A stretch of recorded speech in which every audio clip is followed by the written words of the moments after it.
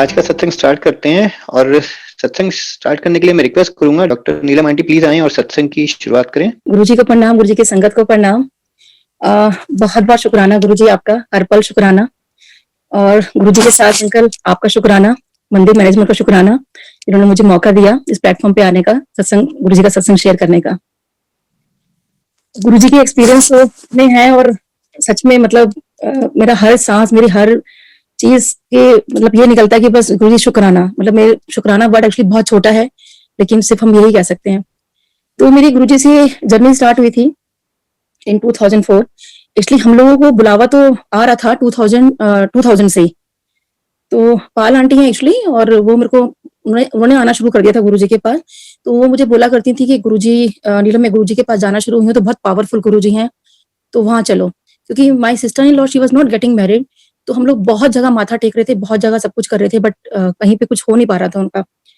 तो उन्होंने कहा कि नहीं, गुरुजी के पास जाने से ना उनकी शादी हो जाएगी, और मतलब वहां देख मतलब चलो, गुरुजी बहुत पावरफुल है।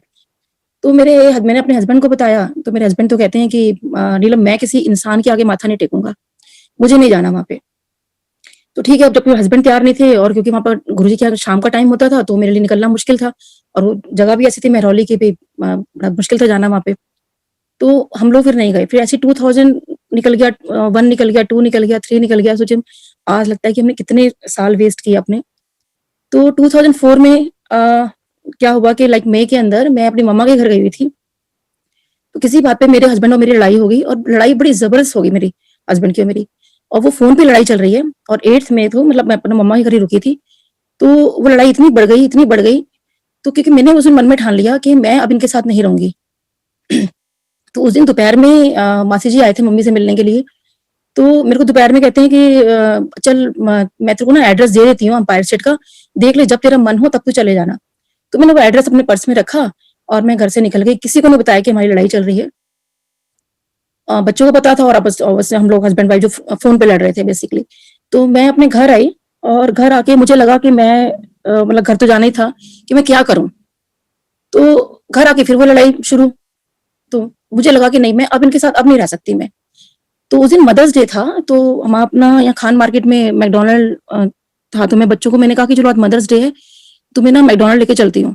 तो इस बहाने से मैं घर से निकली, और वहां पहुंचने के बाद मुझे लगा कि नहीं, मैं अब घर नहीं जाऊंगी चाहे कुछ भी हो जाए। क्योंकि मेरी कोई गलती नहीं थी, इनकी फैमिली का मैंने हर तरह से इतना अच्छा रिस्पेक्ट करती हूँ, हर चीज करती हूँ, और उसके बावजूद बिना मेरी गलती के मेरे से इतनी लड़ाई की है, मैं इनके साथ नहीं रहूंगी।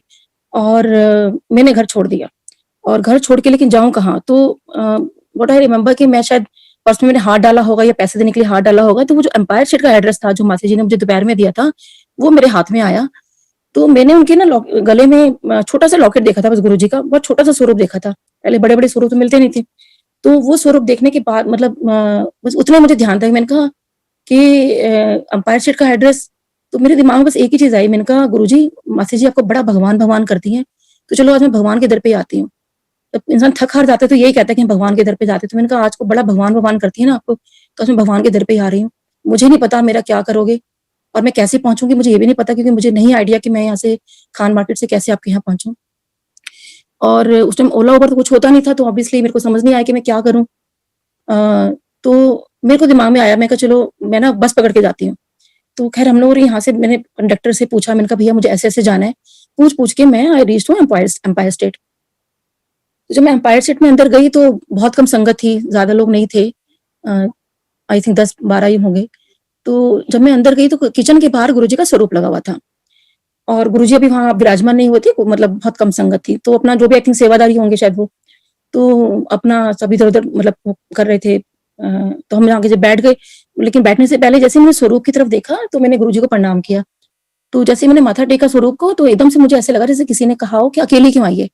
तो मैंने आसपास देखा कि किसने मुझे बोला कि ऐसे अकेली क्यों आई है। तो मुझे लगा शायद मैं भी किसी को और को बोला होगा। एनीवेज फिर मतलब मैं बैठने लगी, फिर वही एकदम से आवाज कि अकेली क्यों आई है। मुझे लगा कि अरे यहाँ तो अब आसपास कोई है भी नहीं। तो फिर मुझे लगा कि मासी जी ने बताया था कि गुरुजी टेलीपैथिकली भी कई बार बातें करते हैं। तो हो सकता है गुरुजी ने मेरे से मतलब मन से पूछा हो कि भाई तू अकेले क्यों आई है। तो मेरे को लगा कि शायद हस्बैंड के बिना आ नहीं सकते, क्या रीजन है कि मैं ऐसा क्यों मतलब चीज आ रही है। तो मैंने मन में फिर मैंने बोला, मैंने कहा गुरुजी आपको नहीं पता मैं अकेली क्यों आई हूँ, और इतनी लड़ाई की इन्होंने मेरे साथ।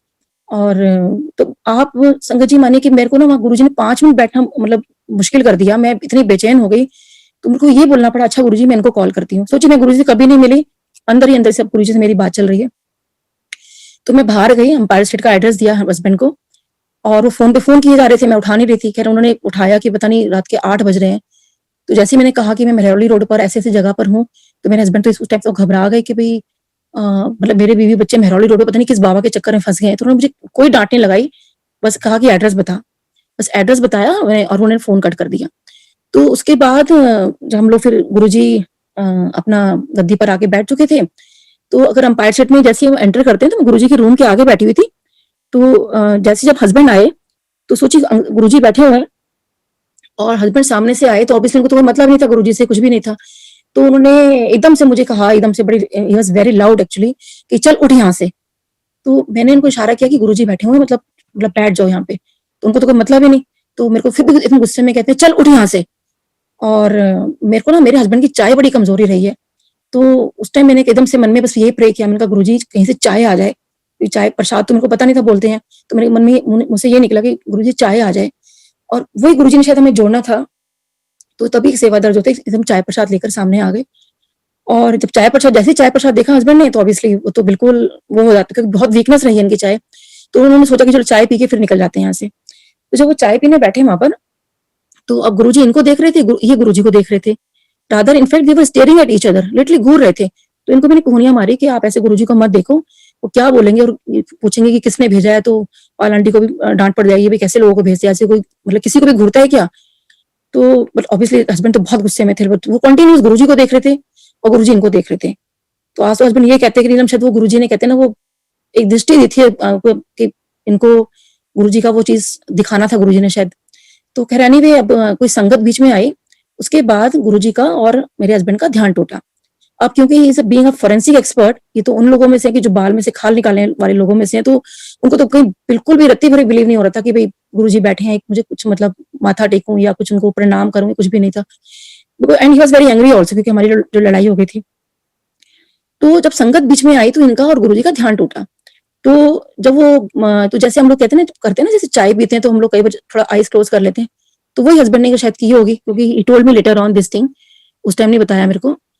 तो उस टाइम जब इन्होंने देखा कि वो मेरे हस्बैंड क्या देखते हैं कि वहां पे कोई अंपायर स्टेट नहीं है, कोई संगत नहीं बैठी, कोई कुछ नहीं, कोई भी नहीं है, वहां सिर्फ गुरुजी विराजमान है। और गुरुजी भी कहाँ विराजमान है, ये जो पूरा यूनिवर्स है, यूनिवर्स के ऊपर गुरुजी विराजमान है। And he Guruji is showing कि he is the supreme of this universe. तो मेरे हस्बैंड और जितनी भी आप संगत जी, जितनी भी हमारी गैलेक्सीज हैं, जैसे कहते हैं ना आकाश गंगा है हमारी, जितनी भी गैलेक्सीज हैं वो गुरुजी के आसपास घूम रही हैं, और गुरुजी उन सबके ऊपर विराजमान है, पूरे यूनिवर्स के ऊपर।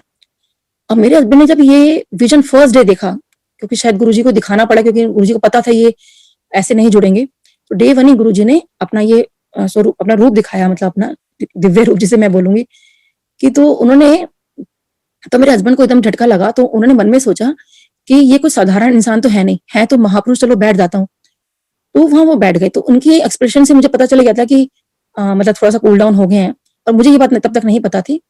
तो उसके बाद मेरे को लगा कि मैं इनको बोलती हूँ, मैंने कहा मासी जी ने बोला था कि लाइक लंगर भी करना होता है। एंड समहाउ ही एग्रीड कि चलो ठीक है कर लेते हैं। तो हम लोगों ने लंगर भी कर लिया। जब लंगर करने के बाद मैंने कहा कि उन्होंने बोला था कि फिर आज्ञा भी लेनी होती है। तो उन्होंने कहा नहीं बस मैं आज्ञा नहीं लूंगा, और मतलब तुम लोग आज्ञा लेके फटाफट आ जाओ। तो बेटी को लेके बाहर चले गए, और मैं और बेटा हम लोग आज्ञा लेने के लिए गए गुरुजी के पास। जब हमारा नंबर आया तो गुरुजी को मैंने क्योंकि मैं तब यही सोच रही थी कि गुरुजी आज आपसे पक्का पूछूंगी मेरी लड़ाई क्यों हुई। बस दिमाग में वो लड़ाई बहुत घूम रही थी मेरे, क्योंकि कभी ऐसी लड़ाई हुई नहीं थी हम लोगों की। तो जैसे ही मैंने माथा टेका, तो गुरुजी कहते हैं हाँ होर 10। तो मुझे एकदम समझ नहीं आया। मैं कहा गुरुजी कुछ नहीं, वो मेरी सिस्टर इन लॉ की शादी नहीं रही, आप शादी करा दो। क्योंकि उस टाइम फ्रैक्शन ऑफ सेकंड में मुझे लगा कि नहीं, हस्बैंड वाइफ की लड़ाई तो होती रहती है, क्योंकि ये दिस इज मोर इंपॉर्टेंट कि भी सिस्टर इन लॉ की शादी हो जाए। तो गुरुजी कहते हैं अच्छा ठीक है। तो मैंने ना उस टाइम बड़ी सारी रिंग्स पहनी हुई थी, हमें पंडितों ने बड़ी सारी रिंग्स पहनाई हुई थी, एस्ट्रोलॉजर ने। तो गुरुजी ने कहा कि अच्छा ये सब उतार के आना और अगले हफ्ते आना, तो ब्लेस करूंगा। तो मैं कहा ठीक है गुरुजी। तो उसके बाद फिर गुरुजी कहते हैं तो और 10। मैं कहा नहीं गुरुजी बस आप ना शादी करा दो। तो गुरुजी कहते की नाम तेरा? मैंने कहा गुरुजी डॉक्टर नीलम। अच्छा की कर दी? फिर मैंने बताया गुरुजी डेंटल सर्जन हूँ। फिर हस्बैंड क्या करते हैं, बच्चे क्या करते हैं, कितने बच्चे हैं, कहाँ रहते हो? क्लिनिक कहाँ पर है? गुरुजी ने मतलब पूरा पूछा मेरे से सब कुछ एवरीथिंग। तो मुझे लगा कि शायद गुरुजी में भी सब डे 1 तो शायद रूटीन होता होगा यहाँ पे सब गुरुजी सबका पूछते होंगे ऐसे ही। तो मैं भी सब में सारा बता रही थी, किसने भेजा है, कहाँ रहते हो, सब कुछ पूछा उन्होंने। तो मैंने सब बताया किसने भेजा है, कैसे आए हम लोग। तो उसके बाद फिर गुरुजी कहते हैं, अच्छा तू की कर दी? मैंने कहा गुरुजी वो बीडीएस डॉक्टर हूँ। कहते अच्छा, तो होर दस तेनू की चाहिए? मैंने कहा नहीं गुरुजी बस। नहीं नहीं, तो होर बोल तेनू की चाहिए? अब मुझे समझ नहीं है कि गुरुजी ने 3-4 बार मुझसे बोल रहे हैं। सोचिए आज संगत जी रियलाइज होता है रब ने कितनी बार मेरे से पूछा। तो मैंने कहा गुरुजी, मुझे लगा कि बेटा साथ में बैठा हुआ था, तो मैंने कहा गुरुजी ये बेटा है, इसको ब्लेस कर दो। तो गुरुजी कहते हैं तो होर दस तेनू की चाहिए? तो मैंने कहा गुरुजी बाहर बेटी है, इसको ब्लेस कर दो। कहते नहीं तो होर दस तेनू की चाहिए? मैंने कहा गुरुजी बाहर हस्बैंड है, उनको ब्लेस कर दो। गुरुजी ने फिर ये कहा, गुरुजी कहते तो होर दस तेनू की चाहिए? मुझे समझ नहीं आया कि मैं और क्या मांगू। मैंने कहा गुरुजी मुझे ब्लेस कर दो। फिर गुरुजी कहते नहीं तो होर दस तेनू की चाहिए? अब मुझे तो कुछ समझ नहीं आया। मैंने कहा नहीं गुरुजी, मैंने हाथ जोड़ लिया कि गुरुजी बस और कुछ नहीं, मतलब एकदम से गुरुजी कहते हैं अच्छा तू डेंटल सर्जन है, बीडीएस डॉक्टर है, तो तेनू बीडीएस की फुल फॉर्म आती है? मैंने कहा हाँ जी गुरुजी आती है। तो कह जी 10 की होती है? मैंने कहा गुरुजी इसकी फुल फॉर्म होती है बैचलर ऑफ डेंटल सर्जरी। गुरुजी कहते नहीं नहीं होती। मुझे तो एकदम से लगा कि इतने सालों में मैं कहीं भूल तो नहीं गई हूँ अपनी, मतलब इसकी फुल फॉर्म। तो आई गॉट सो एम्बेरेस्ड, क्योंकि आसपास भी जो आंटियां थी और जो लोग थे मतलब एकदम ऐसे देख रहे थे। तो मैंने कहा नहीं गुरुजी इसकी फुल फॉर्म यही होती है। कहते हैं नहीं होती। अब मेरे को बड़ा वो लगा, फिर एकदम से कहते हैं अच्छा तो होर दस तेनू की चाहिए? अब मेरे को तो लग रहा था, मैंने कहा गुरुजी को मैं फुल फॉर्म बताऊं, और गुरुजी सोचे को देने के लिए इतना बैठे और मैं अपनी फुल फॉर्म में लगी हुई थी। तो फिर गुरुजी को मैंने कहा नहीं गुरुजी फुल फॉर्म तो यही होती है। गुरुजी कहनी नहीं होती। अच्छा तो होर दस तेनू की चाहिए? हर सेंटेंस के बाद आई रिमेंबर गुरुजी मेरे से बार बार पूछ रहे थे, मतलब इतनी बार मेरे से गुरुजी ने पूछा उस दिन। मैंने सिर्फ लेकिन ब्लेसिंग्स के अलावा गुरुजी से कुछ नहीं मांगा। तो फिर गुरुजी थोड़ी देर में कहते हैं बीडीएस की फुल फॉर्म होती है 32 दांता दा सर्वनाश। तो मेरे को संगत जी आज बहुत अच्छा लगता है जब मैं गुरुजी की सब बातें याद करती रही। उस टाइम मेरे को अच्छा नहीं लगा। आई गॉट सो एम्बेरेस कि गुरुजी क्यों बोल रहे हैं, क्योंकि मेरे को पाल आंटी ने बताया था कि 4 दिन पहले वो भी अपने ब्रदर इन लॉ को लेके गए थे, तो वो भी बीडीएस डॉक्टर थे। तो उनको भी गुरुजी ने सेम ये बात बोली थी बीडीएस सुनने के कि 32 दांता दा सर्वनाश। तो उन्होंने बोला कि, तो मैंने उनसे पूछा था कि ऐसा क्यों बोला गुरुजी ने? तो कहती है वो खराब डॉक्टर है ना, इसलिए बोल दिया होगा। अब ये बात मैंने अपने ऊपर ले ली कि इसका गुरुजी, इसका मतलब मैं भी खराब डॉक्टर हूँ इसलिए मुझे बोल रहे हैं क्या? तो मुझे बहुत बुरा लगा उस वक्त। तो मैंने कहा, फिर मैं अपनी ना फुल फॉर्म ठीक कराने में लगी थी गुरुजी से। मैंने कहा नहीं गुरुजी इसकी फुल फॉर्म ये नहीं होती है, इसकी फुल फॉर्म ये होती है। गुरुजी कहनी नहीं होती, इसकी फुल फॉर्म यही होती है। तो सोचिए गुरुजी से और मैं लिटरली हम इस बात पे कितनी देर बहस करती रही कि फुल फॉर्म गुरुजी ठीक, मतलब मुझे था कि गुरुजी फुल फॉर्म ठीक कर दें और कुछ और बोले बेसिकली, लेकिन गुरुजी ने वही बोलते रहे। फिर बहुत देर हो गई, गुरुजी बात करते रहे, कभी कुछ जैसे मैं उठने लगती आगे लेने लगती, लेकिन मुझे बहुत एम्बेरसमेंट फील हो रहा था कि भाई यहाँ से, मतलब जैसे गुरुजी बत्ती दाना सर्वनाश बोलते हैं तो सारे एकदम लोग मेरी तरफ देखने लगते, तो मुझे लगता बस यहाँ से मैं फटाफट जाऊं बस यहाँ से। और सोची मेरे को रब बिठा रहे हैं और मैं वहां से लग रहा था कि नहीं मैं निकलूं। तो खैर मैं जैसे उठने लगती फिर गुरुजी मुझे बिठा लेते, कुछ ना कुछ मतलब ऐसा पूछते कि मुझे जवाब देना पड़ता। फिर कहते अच्छा बीडीएस की फुल फॉर्म यही होती है। तो खैर उसके बाद मैंने कहा, बात में मन में सोचती रही कि गुरुजी इतना मेरे से बोल रहे हैं, लेकिन लड़ाई के बारे में मेरे से एक चीज नहीं बोली गुरुजी ने। लेकिन मैंने कुछ नहीं कहा गुरुजी को, लड़ाई के बारे में कुछ नहीं बोला। उसके बाद काफी देर जब हो गई तो उसके बाद गुरुजी ने कहा कि अच्छा तू ऐ दस तू लव मैरिज की है? मैंने कहा हाँ जी गुरुजी। कहते हैं अच्छा तू अब जा। तो एकदम से मुझे लगा, एकदम से उठा दिया गुरुजी ने। मैंने कहा चलो ठीक है। अब गुरुजी ने आज्ञा दे रही। तो अब सोचिए संगत जी, जब ये बोला कि तू लव मैरिज की है, तो क्योंकि हम लोगों ने उस वक्त गुरुजी ने मेरे को वो सारा पीरियड याद दिला दिया, वो वादे कसमें सब याद दिला दिए कि तुम लोगों ने तो बड़ा प्रॉमिस किया था एक दूसरे से कि तुम कभी लड़ाई नहीं करोगे, आज तुम इतना लड़ाई कर आ रहे हो। तो खैर एनी वे, और बीडीएस का भी मतलब ये था कि और मुझे खैर बाद में पता चला कि गुरुजी हर किसी की फुल फॉर्म बनाई हुई थी गुरुजी ने, बट उस टाइम मुझे थोड़ा सा अच्छा नहीं लगा था। अच्छा उसके बाद संगत जी क्या हुआ कि मेरे को जब भी मैंने माथा टेकना गुरुजी के, गुरुजी ने हमेशा मुझे ही बोलना बत्ती दांता था सर्वनाश देखते के साथ ही। और मुझे I used to feel very bad कि नहीं गुरुजी, मतलब मैं कहती हूँ गुरुजी ने इसकी फुल फॉर्म ये है। तो हमेशा गुरुजी से फुल फॉर्म ठीक कराती थी, बट गुरुजी मुझे हमेशा ये बोलते थे। तो बहुत बार हो गया था तो मुझे अच्छा नहीं लग रहा था। तो एक दिन आई थॉट समथिंग एल्स, और आई वाज जस्ट वेटिंग कि बस गुरुजी मुझे आज जरूर बोले। और मुझे इतना गुरुजी बोलते थे कि आई रिमेंबर कि एक बार गुरुजी अपने रूम में जा रहे थे, और जब गुरुजी अपने रूम में जाया करते थे तो हम लोग खड़े हो जाया करते थे। तो जब रूम में जब जा रहे थे गुरुजी, तो I was sitting at on the right hand side बीच में।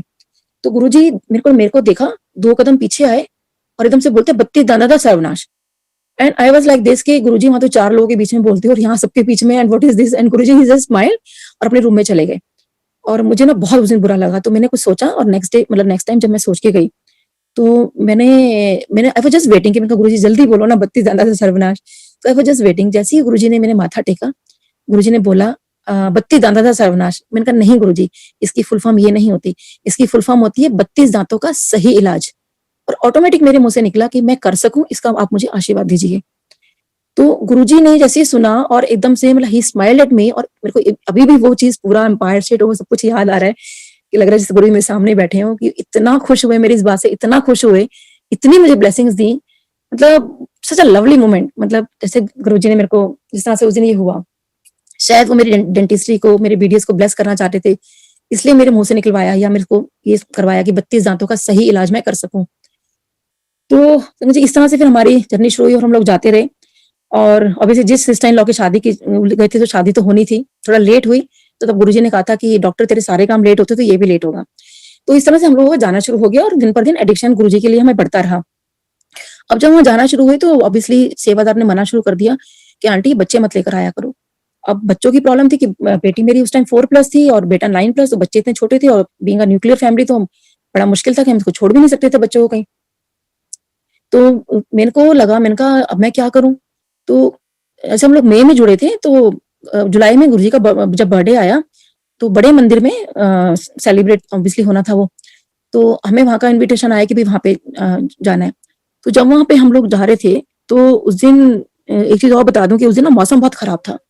बस ये लग रहा था कि अभी बरसात हो जाएगी, अभी बरसात हो जाएगी, और गर्मी भी बहुत थी, बड़ा अजीब सा मौसम हो रहा था। तो मेरे को लगा, मैंने कहा कि वैसे अगर ये महापुरुष हैं या कुछ भी हैं, कि मन में देखिए संगत जी डाउट तो कभी कभी रहते थे, बहुत इफ एंड बट्स रहते थे, तो क्या सच में आज बरसात रुकेगी क्या, जिस तरह से मौसम हुआ पड़ा है। और संगत जी बिलीव में उस दिन वाकई वहां बरसात नहीं, और मौसम इतना प्यारा हो गया था वहां पे। तो वहां पे ना हंसरा हंसी आए थे उस टाइम, तो हंसरा हंसी ने एक बड़ी प्यारी लाइन बोली थी कि वो पीर ही क्या जिसको पीड़ का पता ना हो। तो वाकई बात मेरे इतना गहन में लग गई कि लाइक वाकई वो पीर क्या, मतलब जिसको पीड़ा, हमारी पीड़ा का पता ही ना हो। वाकई अब जब गुरुजी के आगे माथा टेकते हो, उनके दर पे माथा टेकते हो, उनको वैसे भी उनको आपकी सारी पीड़ा का पता है। तो खैर हम लोगों ने बहुत बहुत एंजॉय किया, सब कुछ हुआ। तो मेरे बेटे के दिमाग में एकदम से आइडिया आया, तो कहते हैं मम्मी आज ना गुरुजी का बर्थडे है, तो आप एक काम करो, आज ना गुरुजी से पूछ ही लो कि बच्चे आ जाएं करें क्या। तो मैंने कहा नहीं नहीं, आज तो इतना रश है, मतलब कैसे पूछेंगे। तो गुरुजी का जो सिंहासन उस दिन लगाया गया था, वो जो शिव मूर्ति है उसके आगे लगाया गया था। तो पूरा ऑब्वियसली सेवादार खड़े होते, गुरुजी के पास कोई जा नहीं सकता था ऐसे। हम लोग आगे लेके निकल रहे थे, तो उन्होंने कहा भी बस दूर से माथा टेको और चलो, मतलब चलते जाओ, माथा भी नहीं टेकना, बस हाथ जोड़ो और चलते जाओ। तो अब जब हमारी टर्न आई तो मेरे को बार बार मेरा बेटा कह रहा है मम्मी प्लीज गुरुजी से पूछो, प्लीज गुरुजी से पूछ लो। आज अगर गुरुजी ने बच्चों के हमारे लिए कर दिया, क्योंकि मैं तो गुरुजी के बिना रह नहीं सकता, उसको बहुत एडिक्शन हो गया था गुरुजी का। तो आज आपको गुरुजी मना नहीं करेंगे, हम लोग फिर आ जाया करेंगे। और ये सेवादार अंकल जो बोलते हैं ना, तो हम लोग हमारा हमेशा आप परेशान होते हैं उनसे, मतलब अच्छा नहीं लगता मेरे को। तो मेरे कहा नहीं नहीं, फिर मैं गुरुजी से एम्पायर स्टेट में पूछूंगी, यहाँ तो बहुत मुश्किल है। तो उसको मैंने मना ही कर रही थी, तो एकदम से मैंने देखा कि मतलब बेटा मेरे पास में नहीं है। तो मैंने सडनली देखा कि अरे एकदम से कहाँ चला गया। तो देखा कि वो गुरुजी के चरणों में जाके लेट गया जाकर, मतलब पूरा सेवादार को क्रॉस करता हुआ सब कुछ एकदम चरणों में लेट गया। और मैं उसको लेने के लिए, और एकदम मेरे को उसने मतलब it was just a fraction of second, एकदम से इशारा किया मैं फटाफट आओ जल्दी से। और मैं अंकल को कह रही हूँ अंकल प्लीज मेरा बेटा देखो गुरुजी के पास। और मैं भी वो उनका जो था, मतलब एकदम से मैं भी क्रॉस करके गुरुजी के पास चली गई। तो मैंने कहा गुरुजी बेटा कह रहा है कि वो शैतानी नहीं करेगा आगे से, बच्चे ले आया करूं मैं। तो गुरुजी कहते हैं अच्छा किथे है। मैंने कहा गुरुजी ये रहा। तो देखा तो वो तो भाग गया मेरे को एकदम गुरुजी के पास फंसा के, कर बहुत अच्छी जगह फंसी हूं मैं। तो मैंने एकदम से देखा, उसने फटाफट इशारा किया कि मम्मी पूछो। मैंने कहा गुरुजी ऐसे ऐसे बात है, बच्चे ले आया करूं। तो गुरुजी ने बड़े प्यार से, बड़ी इतने स्माइलिंग फेस से कहा, कहते हैं हाँ तू ले आया कर। तो इस तरह से गुरुजी ने मेरे बच्चों को आज्ञा दी और मैं बच्चे मतलब वहां ले जाती रही। उसके बाद हमारे इस तरह से हम लोग वहां जाते रहे। तो ऐसे ही एक बार क्या हुआ कि गुरुजी के बर्थडे वाले दिन, और सॉरी मतलब ये चीज हुई, तो हम लोग जाना शुरू हो गए थे। ऐसे भी मेरे बेटे का बर्थडे आया, तो हम लोग अपने घर पे बर्थडे सेलिब्रेट कर रहे थे। तो पाल आंटी का फोन आता है रात को 10 बजे कि तू एम्पायर स्टेट में है ना इस टाइम। तो मैंने कहा नहीं मैं एम्पायर स्टेट में नहीं हूँ, हम तो घर पे सेलिब्रेट कर रहे हैं। तो उन्होंने बड़ी कस के डांट लगाई कि बर्थडे है, गुरुजी का भी दिन है, और तुम मतलब बर्थडे घर पे सेलिब्रेट कर रहे हो, मैं गुरुजी के पास ही जाना चाहिए था। तो मुझे लगा गलती हो गई, रोज हम लोगों तो गुरुजी के पास जाना चाहिए था। तो मैंने सबको बोला सब पैकअप करो, अपने-अपने घर जाओ, हम तो गुरुजी के पास जा रहे हैं।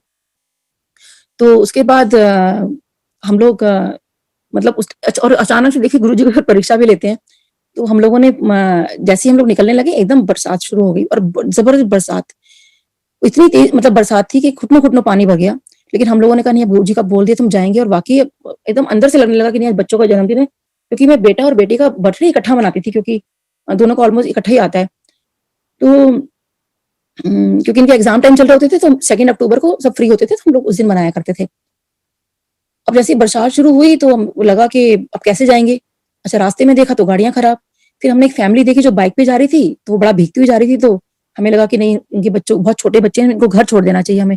उनको हमने ड्रॉप किया। मतलब कहने का मतलब है समझिए बहुत लेट हो गए थे हम लोग एम्पायर स्टेट पहुँचते-पहुँचते। मैं प्रे करती रही कि प्लीज़ गुरुजी हमें दर्शन दे देना, गाड़ी खराब ना हो, कुछ हो ना रास्ते में, ट्रैफिक खुला मिल जाए।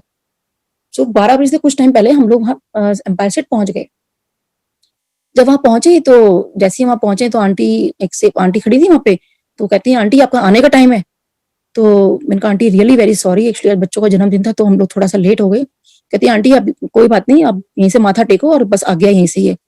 तो मेरी तो आँखों में आँसू आ गए। मैंने कहा नहीं आंटी प्लीज़ बच्चों का जन्मदिन है अगर गुरुजी का आशीर्वाद मिल रहा है तो। कहती है आंटी वो नहीं हो सकता अब ऐसा है कि गुरुजी अपने रूम में जा रहे हैं। रूम में जाते हुए जितने दर्शन हो गए आपको। तो उसी टाइम गुरुजी अपने रूम में गए तो थोड़ा-सा दरवाज़ा खुला हुआ था। तो गुरुजी के पास हमने बैग देखी है और वहीं से माथा टेका और गुरुजी अपने रूम में चले गए। कहते हैं आंटी अब बस गुरुजी अपने रूम में गए अब आप लोग जाओ। और हाँ, अगर लंगर करना है क्योंकि गुरु के दर पे आए हो तो लंगर करना है तो आप लंगर कर लो। मैंने कहा नहीं आंटी एक्चुअली बताया ना बच्चों का जन्मदिन है तो हम लोग पूरा मतलब मैं हाथ लगा के बता रही थी कि आंटी हम पूरा यहाँ तक फुल है, हम लोग लंगर नहीं करेंगे। तो कहते हैं कि अच्छा ठीक है फिर आप लोग यहीं से आके लो। तो अब मेरे को बड़ा अंदर से लगा कि बड़ा मतलब थोड़ा-सा लेट हो गए हम लोग कि बच्चों का जन्मदिन दोपहर में मना लेते, बहुत रिग्रेट कर रहे थे बेसिकली। फिर अंदर से दूसरे सेवादार निकल कर आए। जैसे उन्होंने देखा कि अरे संगत आई है तो उन्होंने कहा, "अरे आंटी आपने लंगर किया?" मैंने कहा, "नहीं अंकल एक्चुअली हम लोग ना यहाँ तक फुल हैं और हम लोग लंगर नहीं करेंगे, बेटे का जन्मदिन है, अगर हमें गुरुजी का आशीर्वाद मिल जाए तो।" कहते हैं, "आंटी वो तो नहीं हो सकता।" फिर वो चले गए, फिर और सेवादार आए। जैसे उन्होंने हमें देखा कि अरे संगत आई है, उन्होंने कहा, "आंटी आपने लंगर किया?" मैंने कहा, "नहीं अंकल हम लोग यहाँ तक फुल हैं, हम लोग लंगर नहीं करेंगे, अगर प्लीज़ गुरुजी का आशीर्वाद मिल जाए, बच्चों का जन्मदिन है।" अब एक-एक करके सेवादार निकलते जा रहे हैं, सब वाइंड अप हो रहा था एम्पायर स्टेट में और वो हमसे ये बात पूछते जा रहे हैं और मैं यही जवाब देते जा रही हूँ कि नहीं हम लोग लंगर नहीं करेंगे। उसके बाद एक आंटी देख रहे थे तो उन्होंने मेरे को कहा कि आंटी आप एक काम करो, आप इतना बोल रहे हो, आप ना एक काम करो अंदर चले जाओ। तो मैंने कहा आंटी वो डाँट मतलब गुरुजी वैसे ही इतने गुस्से में सबको डाँट पड़ रही है, कहती कोई बात नहीं आप भी डाँट खा लेना अगर बाय चांस डाँट पड़ती है। तो मैंने कहा बात भी ठीक है, डाँट खा लेंगे कोई बात नहीं, गुरुजी की तो डाँट भी बहुत अच्छी है। तो हम लोग अंदर चले गए। जब अंदर गए तो अंदर वाले सेवादार ने जैसे हमें देखा, उन्होंने भी सेम क्वेश्चन किया, लंगर किया? उनको भी मेरा वही है कि अंकल हम लंगर नहीं करेंगे, हम लोग यहाँ तक फुल हैं, बच्चों का जन्मदिन है, अगर गुरुजी का आशीर्वाद मिल जाए तो। कहते हैं आंटी वो तो नहीं हो सकता। तो खैर एनीवे बस सारे सेवादार जाते जा रहे थे, हमसे ये पूछते जा रहे थे और सेम क्वेश्चन सेम आंसर। तो उसके बाद मैंने सडनली नोटिस किया कि मेरे साथ मेनका गांधी आंटी जी बैठी हुई हैं। जब मैंने उनको देखा तो मैंने उनको बोला ma'am just want to say thanks to you and she said thanks for what?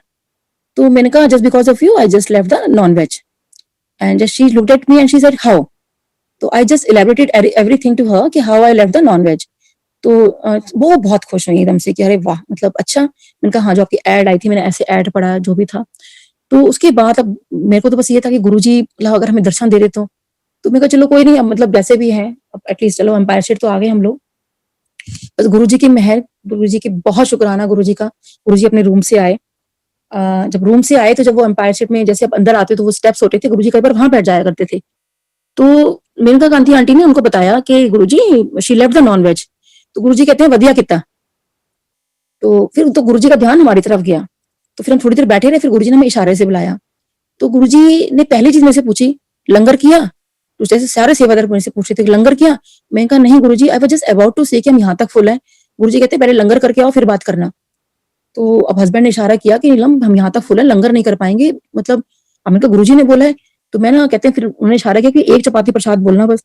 तो मैं भागी-भागी किचन में गई, मैंने कहा अंकल प्लीज़ मैंने आपको बताया ना हम लोग यहाँ तक फुल हैं, लंगर नहीं कर पाएँगे। क्योंकि अब गुरुजी ने बोला है लंगर करना है, तो एक चपाती प्रसाद देना ताकि हम लोग चारों एक-एक बाइट ले लेंगे और अंकल प्लीज़ ज़्यादा मत डालना बिल्कुल भी, हम लोग नहीं कर पाएँगे। तो उन्होंने कहा ठीक है आंटी। तो मैं अपना कह के हम बाहर आ गए, गुरुजी सामने बैठे हुए हैं। हमारी मेरी सब फैमिली बैठी हुई है बस और 2-4 सेवादार जो थे बस। तो अब जब लंगर प्रसाद आता है, तो लंगर प्रसाद जब आया तो दैट वाज़ डबल। और मेरे हस्बैंड मुझे ये कह रहे हैं कि नीलम मतलब व्हाट इज़ दिस? मतलब कि तुम्हें इतना भी नहीं है, मतलब इशारे में पूछ रहे हैं कि भाई डबल लंगर प्रसाद कौन करेगा, और बच्चे भी मेरी तरफ इशारा कर रहे हैं कि भाई हम क्या करें, लाइक खाओ आप। और मैंने फिर गुरुजी की तरफ देखा, गुरुजी वाज स्पेलिंग एट मी, और क्योंकि अब लंगर है सामने, गुरुजी बैठे हुए हैं, कोई और संगत नहीं बैठी जिसको हम कहेंगे आप शेयर कर लो।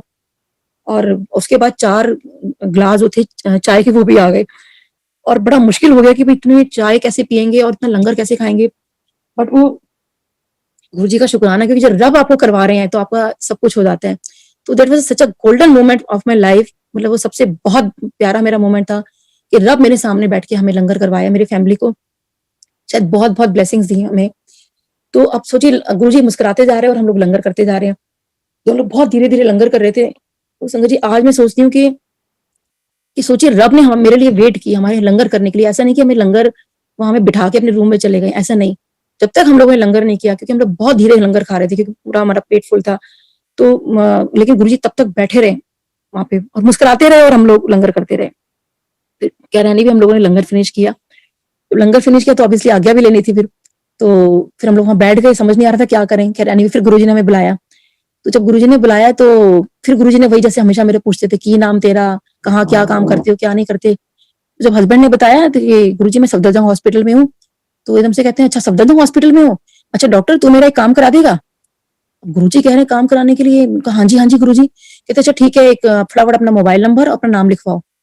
तो फटाफट एक पेपर और पेन आया और गुरुजी ने अपने हाथों से कि नाम दस। तो मैंने कहा गुरुजी डॉक्टर नीलम। मोबाइल नंबर, नंबर बता दिया। तो मेरे मन में आया कि गुरुजी मोबाइल नाम, काम तो इनसे बोल रहे हैं, नाम मेरा क्यों लिख रहे हैं। खैर एनीवे, तो मैंने कहा गुरुजी आपका ना काम हो जाएगा। गुरुजी कहते काम तो कब का हो गया। तो हमें समझ नहीं आया कि काम हो गया। फिर गुरुजी कहते हैं, फिर गुरुजी ने अपने जो वहाँ छोटू हैं उनको बुलाया कि ठीक है डॉक्टर साहब को फोन कर लेना और काम हो जाएगा। तो उन्होंने कहा ठीक है कि हाँ आपको फोन पहुंच जाएगा, जो भी काम होगा आपके पास फोन आ जाएगा। हमने कहा ठीक है गुरुजी। फिर गुरुजी नॉर्मल बात बात करने लगे। तो मैंने कहा गुरुजी, जैसे मेरे को बहुत मन में था कि गुरुजी मतलब बच्चों का जन्मदिन था, गुरुजी आशीर्वाद दे दें। तो गुरुजी, मैंने कहा गुरुजी बच्चों का ना जन्मदिन है। कहते हाँ हाँ फिर तो कल्याण हो गया। अब उस टाइम नहीं पता था गुरुजी अगर इतनी बड़ी बात बोल रहे हैं कल्याण हो गया या कल्याण कितना। फिर मेरे को लगा शायद गुरुजी कुछ और बोले। तो मैंने कहा गुरुजी बच्चों का जन्मदिन है, आज बेटे का जन्मदिन है। हाँ इसका तो कल्याण हो गया, कल्याण कितना। फिर मतलब बींगा मतलब मुझे लगा था नहीं गुरुजी कुछ और बोले। गुरुजी कहते हाँ हाँ तो कल्याण हो गया। तो खैर फिर गुरुजी ने फिर नॉर्मल बात बात, कहाँ रहते हो क्या करते हो, क्लिनिक कहाँ पर है। अच्छा तो उसके बाद ना फिर गुरुजी कहते हैं अच्छा तू ना अब अपनी ना अपनी सहेली को लेकर आना और जो तेरे पेशेंट प्रॉब्लम में होंगे उनको लेकर आना। तो मैंने मन में सोचा पेशेंट्स को लेकर आना, मतलब पता नहीं क्योंकि उस टाइम तो इतना कुछ जानता नहीं था गुरुजी के बारे में। तो खैर मैंने कहा ठीक है गुरुजी, और हस्बैंड को बोला तो अपने फ्रेंड को लेकर आना। तो उसके बाद हम लोग जब जाने लगे तो फिर आज्ञा तो लेनी थी, तो आज्ञा ली हम लोगों ने। तो उसके बाद ना उससे पहले एक चीज और बता दूं संगत जी, कि जब मेरा हम लोग जब जहाँ से गुरुजी से जुड़े थे, तो गुरुजी ना कई बार छोटे स्वरूप देते थे, लॉकेट दिया करते थे। तो मेरा बेटा ना हर किसी से मांगता था कि आंटी ये लॉकेट किसको किसने दिया है, स्वरूप किसने दिया। तो कहते बेटा गुरुजी ने दिया, मेरे को कब मिलेगा। तो कहते बेटा गुरुजी देते हैं, यहाँ पे ऐसे किसी से मांग नहीं सकते, ना कोई देता है यहाँ पे, गुरुजी ने जिसको दिया वो दिया। तो वो हर किसी से ना, हर किसी को उसने अपने सेवादार को, उनके बच्चों को, सबको फ्रेंड बना लिया था कि एक लॉकेट और स्वरूप पाने के लिए। लेकिन वो हमें कभी भी नहीं मिला। तो उस दिन जब हम लोग जब जाने लगे, तो हमें ना फिर अंदर से बुलावा आया कि सेवादार अंकल आए कि डॉक्टर आंटी आपको ना गुरुजी बुला रहे हैं। तो सोच के इतना प्यारा लगता है कि रब ने हमें फिर बुलाया अंदर, और हम अंदर गए। मैंने कहा हाँ जी गुरुजी। तो गुरुजी कहते हैं ये लो पकड़ो। तो एक गुरुजी ने एनवेलप दिया मेरे को, उस पे लिखा हुआ था गुरुजी 2004। गुरुजी ने अपने हाथों से लिखा उस पे। तो जब वो एनवेलप हुआ तो ऑब्वियसली बहुत क्यूरियोसिटी कि गुरु अब एनवेलप के अंदर क्या है। तो गुरुजी ने कहा, ऐसे इशारा किया कि देखो। और जैसे हमने देखा तो संगत जी सोचिए कि जो लॉकेट मेरा बेटा इतने मतलब टाइम से मांग रहा था, 2 लॉकेट गुरुजी का स्वरूप गुरुजी ने उस दिन उसके बर्थडे पे दिए। दोनों बच्चे तो मेरे खुश हो गए कि मम्मी गुरुजी ने देखो हमें हम दोनों का जन्मदिन आज मनाया है और गुरुजी ने हम दोनों को बर्थडे गिफ्ट दे दिया। तो बहुत शुक्राना गुरुजी। और गुरुजी को पता है कि कब मतलब कैसे कब किसको क्या देना है, कि जो बच्चा मतलब मांग रहा है और मतलब उसको उसी दिन उसके बर्थडे पे ही वो चीज मिली। तो इस तरह से हमारा गुरुजी से हम लोग फिर आते रहे गुरुजी के पास। बहुत बढ़िया मतलब जर्नी तो रही हमारी, अभी भी बढ़िया ही है। तो अच्छा गुरुजी के बाद में और भी बता दूं कि गुरुजी ना बहुत जोवियल नेचर के होते थे, बहुत मतलब हंसी मजाक करना और बहुत कुछ कुछ ऐसे रैंडमली कुछ कुछ बोल देना। जैसे एक बार क्या हुआ कि जब मैं माथा टेकने जा रही थी गुरुजी को, तो गुरुजी मेरे को कहते हैं कि मैनू ऐ नहीं समझ आता कि सारे के सारे डॉक्टर अगर इत्थे आ जाओगे तो इलाज कौन करेगा। तो मेरे को एकदम से लगा गुरुजी ने क्या बोला, मतलब मैं तो एम्बेरसमेंट भी फील हो रही थी। गुरुजी ने एकदम से सारा इशारा किया कि मुझे समझ नहीं आता कि सारे के सारे डॉक्टर अगर इत्थे आ जाओगे। उस दिन बाय चांस सारे के सारे जो संगत थी वो सारी डॉक्टर्स थी। जब गुरुजी ने थोड़ा लाउड बोला तो सब थोड़ा झेप के थोड़ा नीचे देख रहे थे। तो मैं कहा अच्छा गुरुजी सबको ही सुना रहे हो, बाकी ठीक है कि सारे डॉक्टर्स वहां पहुंचेंगे तो इलाज कौन करेगा। क्या करने वाले तो गुरुजी हैं, बट एक माध्यम बना रखा है हम लोगों को बस। तो फिर ऐसे ही एक बार क्या हुआ कि मेरे को ना गुरुजी का ये लगता था कि गुरुजी आपने मेरे साथ सब कुछ तो पूछ लिया। मतलब मन में सोच रही हूँ मैं गुरुजी का माथा टेकने जा रही हूँ और मन में सोच रही हूँ कि गुरुजी आपने सब कुछ तो मेरे से पूछ लिया, कभी ऐसा तो बताया नहीं जो मैंने आपको ना बताया हो। वो इफ एंड बट्स तो रहते थे ना दिमाग में कि वाकई मतलब कुछ जानते हैं, मतलब सॉरी गुरुजी जानते तो आप सब कुछ हो, मतलब उस वक्त की बात बता रही हूँ। तो जैसे मैं माथा टेकने गई तो मेरे को एकदम से गुरुजी कहते हैं तो फिर तो होर दस तो मौलाना आजाद से है। मैंने कहा हाँ जी गुरुजी। कहते हैं अच्छा। तो मैं तो संगत जी इतना वो हो गई तो कान पकड़े उस दिन से। मैंने कहा गुरुजी आज की बात मैं कभी शक नहीं करूंगी, क्योंकि मौलाना आजाद मेडिकल कॉलेज मेरे कॉलेज का नाम है। अब कॉलेज का नाम तो मैंने कभी नहीं बताया था गुरुजी को। गुरुजी को कैसे पता कि मैं मौलाना आजाद से पढ़ी हुई हूँ। तो खैर एनीवे वो भी चीज मेरा गुरुजी ने वो चीज वो कर दी। अच्छा ऐसे ही मैंने देखो गुरुजी बिल्कुल जाने जाना है, वो आपके मन में क्या चल रहा है और सब कुछ जानते हैं। एक बार क्या हुआ कि गुरुजी की लेफ्ट हैंड साइड पे वो बैठी हुई थी महबूबा मुफ्ती जी।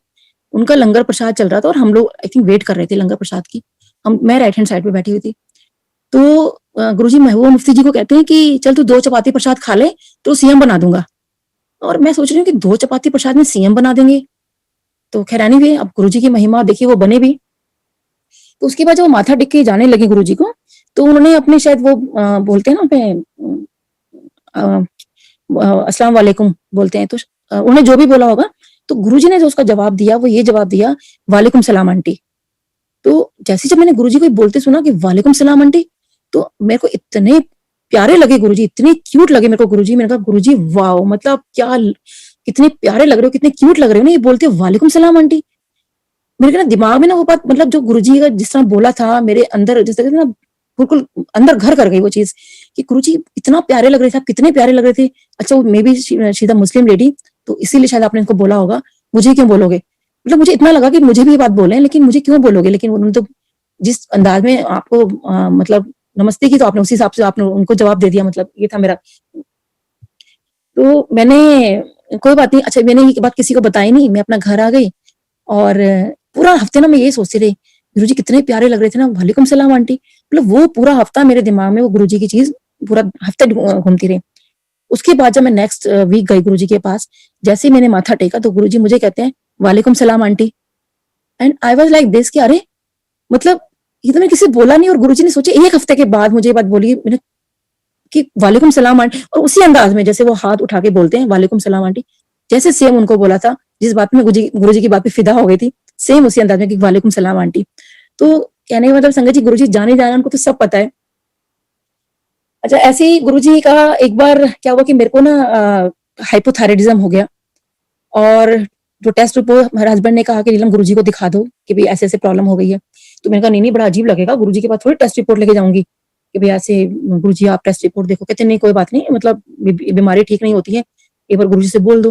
तो मैं वो टेस्ट रिपोर्ट लेके मैं गुरुजी के पास गई और बहुत मतलब अजीब तो लग रहा था मुझे। फिर मैंने कहा गुरुजी का थोड़ा इशारा करके गुरुजी वो ना मेरे को हाइपोथायराइडिज्म हो गया। अच्छा उसके साथ ना मेरे को ना टॉन्सिल्स की प्रॉब्लम हो गई थी और मेरे ना गले में से आवाज नहीं निकलती थी। मतलब कुछ भी खाया पिया खट्टा तो मतलब बिल्कुल समझो गला बंद, बात भी नहीं की जाती थी मेरे से। तो मेरा ना गला बहुत ज्यादा खराब हो गया था। तो मेरे इनफैक्ट एक राखी ब्रदर हैं, तो उन्होंने मुझे कहा था कि नीलम इमीडिएटली ऑपरेशन करवा लो, नहीं तो तेरी बहुत प्रॉब्लम बढ़ जाएगी गले की। तो मैं बहुत डरती हूँ, क्योंकि डर भी लगता था, बीइंग अ डॉक्टर सारी चीजें पता होती हैं हम लोगों की, हेड एंड नेक में अगर कुछ हुआ तो, अगर कुछ कॉम्प्लिकेशन हो गए तो मैंने कहा नहीं मैं वो ऑपरेशन नहीं करवाऊंगी। तो मैं जब गुरुजी के पास गई तो मैंने कहा गुरुजी मेरे को ना वो हाइपोथायराइडिज्म हो गया है।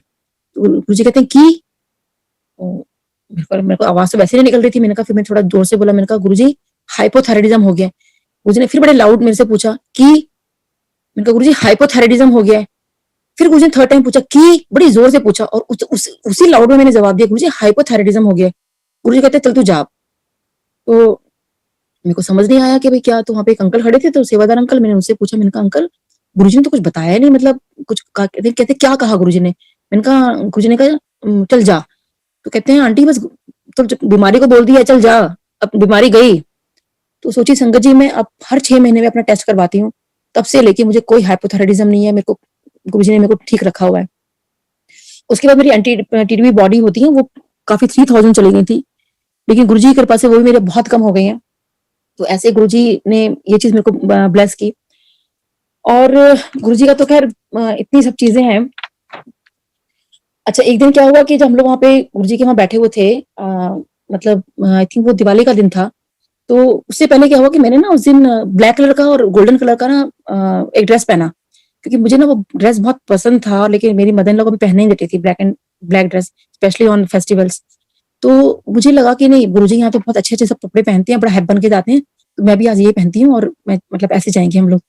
तो जब हम लोग दिवाली वाले दिन जब गुरुजी के यहाँ गए एम्पायर स्टेट में, वहां जब मैं पहुंची तो मुझे निकलने के बाद मुझे लगा, मैंने कहा नहीं, काले कपड़े पहन लिए और अजीब तो नहीं लगेगा।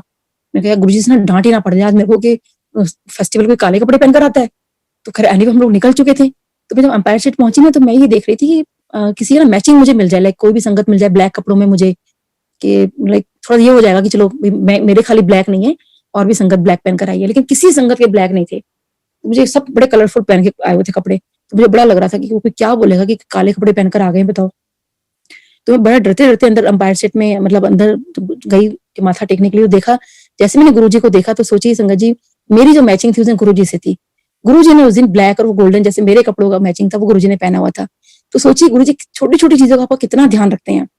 तो उसके फिर खैर हम लोग वहां बैठे, तो हम जब वहां बैठे थे तो कई बार रात को लेट हो जाते थे, तो कड़ा प्रसाद आता था, चाय प्रसाद आती थी। तो वहां बैठे थे तो गुरुजी वैसे तो कभी कोई प्रवचन करते नहीं थे, लेकिन रैंडमली कभी कुछ बोल देते थे। तो उस दिन गुरुजी ऐसे ही बोला कि मन चंगा ते सब चंगा, या घर बड़ा हो इससे कोई फर्क नहीं पड़ता, बस किसी का दिल बड़ा होना चाहिए, कोई फर्क नहीं पड़ता। कभी मत सोचोगे कि इसका घर छोटा है या बड़ा है, बस मन चंगा ते सब चंगा। तो वही है कि हमें अपना मन, जैसे गुरुजी ने हमें चीज सिखाई, हम एटली हमें वही करना चाहिए कि किसी की निंदा नहीं, किसी की चुगली नहीं, अपना नीवे होके रहो अपना। तो ये चीज हमें गुरुजी से जो सिखाया और हमें उस पर चलना भी चाहिए। तो ऐसी गुरुजी की तो बहुत महिमा है मेरे ऊपर, बहुत ब्लेसिंग्स हैं। ऐसी संगत जी, मेरे को क्या हुआ कि मेरे को ना डांस का बहुत शौक था, बहुत बचपन से बहुत शौक था। लेकिन मेरी मम्मी का ये रहता था कि डांस में सब बेकार की चीजें होती हैं, पढ़ाई पे ध्यान दो, क्योंकि एजुकेशन इज मस्ट। और मेरे को कब मैं कभी डांस नहीं सीख पाई। फिर जब बड़ी हुई तो ऑब्वियसली फिर मम्मी का ये था कि भाई उनको उनको मन होता था कि डॉक्टर बनो, अब मेरा मन होता था कि मेरे को, क्योंकि मेरे को I wanted to become an IAS officer. तो वो पढ़ाई तो ऑब्वियसली बहुत बढ़ चुकी थी, डांस का तो मतलब कोई सीन ही नहीं था मतलब लाइफ में सीखने का तो मेरे। तो मैं कहा चलो ठीक है, अब पेरेंट्स के लिए मैं डॉक्टर बन रही थी और अपने लिए मैं आईएएस की तैयारी कर रही थी। तो खैर एनीवे चलो, समहाउ आईएएस नहीं बन पाई मैं। तो उसके बाद खैर हम लोगों, जब मेरा सारा ही मतलब हो गया, तो जब बच्चे जब छोटे थे तो उनको मैंने डांस क्लास में डाला। जब वहाँ डांस क्लास में मैं बच्चों को डालने गई तो मैंने देखा कि वहाँ जो मदर्स भी थी वो भी डांस सीख रही थी। तो मेरे को लगा कि अरे, जब मदर्स सीख रही है तो मेरे को तो सब पढ़ाई सब पूरी हो गई है, अब तो I am now free now, तो अब मैं यहाँ डांस अब ज्वाइन कर लेती हूँ। तो मैंने ना कथक ज्वाइन किया, लेकिन कुछ टाइम के बाद ही मेरा सिवियर बैकएक हो गया। एक तो बीइंग अ डेंटल सर्जन हमारा ऑक्यूपेशनल हैजार्ड होता ही है बैकएक का, और दूसरा या वो डांस की वजह से रीजन था या जो भी था, it was a very severe बैकएक। और जब मेरे को डॉक्टर को दिखाया तो मेरा पहला क्वेश्चन बल्कि ये था कि डॉक्टर साहब मैं डांस कर पाऊंगी क्या। तो वो एकदम हंसने लगे, कहते हैं कि आप चल भी पाओ यही बहुत बड़ी बात है, डांस तो भूल जाओ जिंदगी भर आप। और मेरे को तो लगा कि अरे मतलब, फिर उनसे मैंने पूछा कि डॉक्टर साहब मैं काम कैसे करूंगी। कहते हैं फिलहाल तो आप बेड रेस्ट करिए, और काम का अगर आपको करना होगा तो आपने काम ऐसे करना है कि अब आपने सिर्फ पेशेंट देखने हैं, उसके बाद आप क्लिनिक में बेड लगाइए, बेड पे पीछे लेट जाइए, और आपने बैठना नहीं है बहुत देर तक, सिर्फ उतनी देर बैठोगे आप जितनी देर आप काम कर रहे हो, और फिर जाके बेड पे आप लेट जाओ। तो बड़ा मुश्किल हो गया था मेरे लिए ये सब करना कि आप मतलब बैठे हो, काम करो, फिर जाके लेट जाओ। तो फिर इन वीडियो हम गुरुजी के पास जा रहे थे, लेकिन मैंने कभी गुरु से इस बात का जिक्र ही नहीं किया कि गुरुजी मेरे को बैकएक होता है या क्या है। अब मुझे लगता था ये वाली क्या बात बोलोगी, मुझे बैकएक हो रहा है।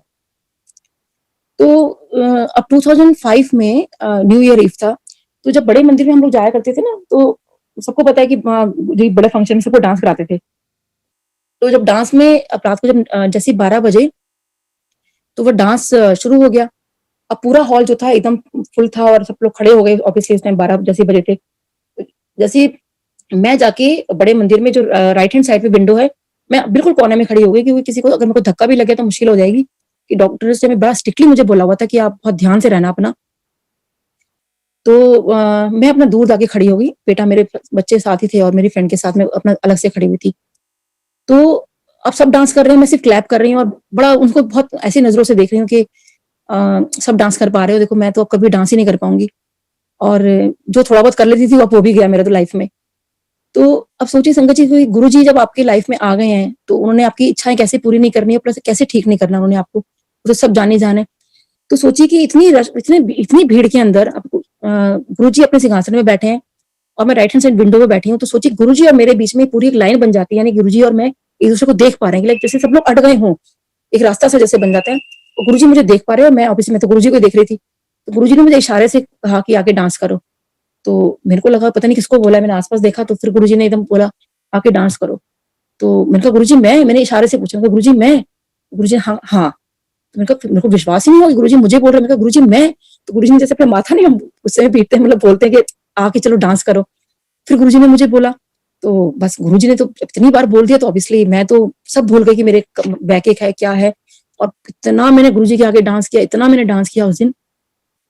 और मतलब कहाँ उसके बाद संगत जी वो बैक एक मेरा चला गया।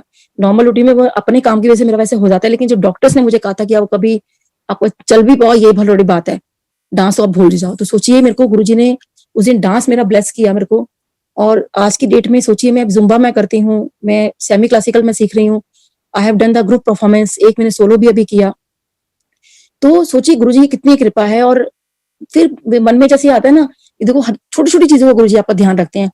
कि अभी जब फेसबुक जब आया, सब कुछ सोशल मीडिया आया, तो मेरा ना जब मैं हर किसी को जब देखती थी ना कि गुरुजी अच्छा इनके साथ आपकी पिक है, गुरुजी मेरे साथ क्यों नहीं, मैं तो आपके साथ बहुत बार बैठी थी वहां पर, किसी ने मेरी पिक ही क्लिक नहीं की, मेरा कोई भी कुछ मेरा थोड़ा सा भी क्लिक नहीं हुआ।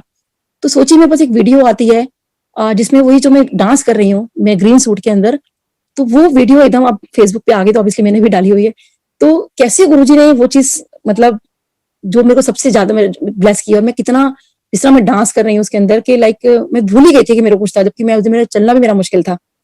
तो सोचिए कैसे गुरुजी ने मेरे को वो चीज ब्लेस की। और अब मैं बताती हूँ कि जब गुरुजी ने जब मैं गुरुजी के पास जाया करती थी ना, तो मेरे को एक बड़ा वो होता था कि मेरे को गुरुजी के चरण जरूर छूने हैं, और हमेशा मैं गुरुजी के चरण छूती थी। तो कई बार गुरुजी मेरे ना अंदर चलता रहता, जैसे मुझे गुरुजी ने देखना और अपने पैर ऊपर कर लिया करते थे, और मैं ऐसे करती थी, मतलब लाइक अंदर अंदर चलती थी मेरी वो गुरुजी की बातें कि लाइक गुरुजी मतलब पैर तो नीचे, मतलब गुरुजी चरण छूने हैं। तो फिर वो कभी गुरुजी नीचे कर लेते थे, नहीं करते थे, तो मैं जबरदस्ती ना गुरुजी के चरण छूती छूटी थी। मतलब बहुत रेयर हुआ कि मैंने चरण नहीं छुआ, हमेशा ही छुआ करती थी मैं। अब संगत जी जब गुरुजी ने सोचिए कि जब चोला छोड़ा, तो जिस दिन की ये बात है, तो उस दिन मेरे को सुबह मेरे को ड्रीम आता है कि बड़े मंदिर में बहुत रश है, बहुत ज्यादा रश है, और वहां पे सिर्फ चाय प्रसाद मिल रही है, और गुरुजी के मतलब गुरुजी वहां पर है और गुरुजी बहुत उदास है। तो मुझे ये सपना अच्छा नहीं लगा, और मैं ना गुरुजी के चरण छू रही हूँ उसके अंदर भी। तो मैं लेकिन सोच रही हूँ कि आजकल चाय प्रसाद क्यों मिल रहा है, और ये ऐसा ऐसा माहौल क्यों है यहाँ पर।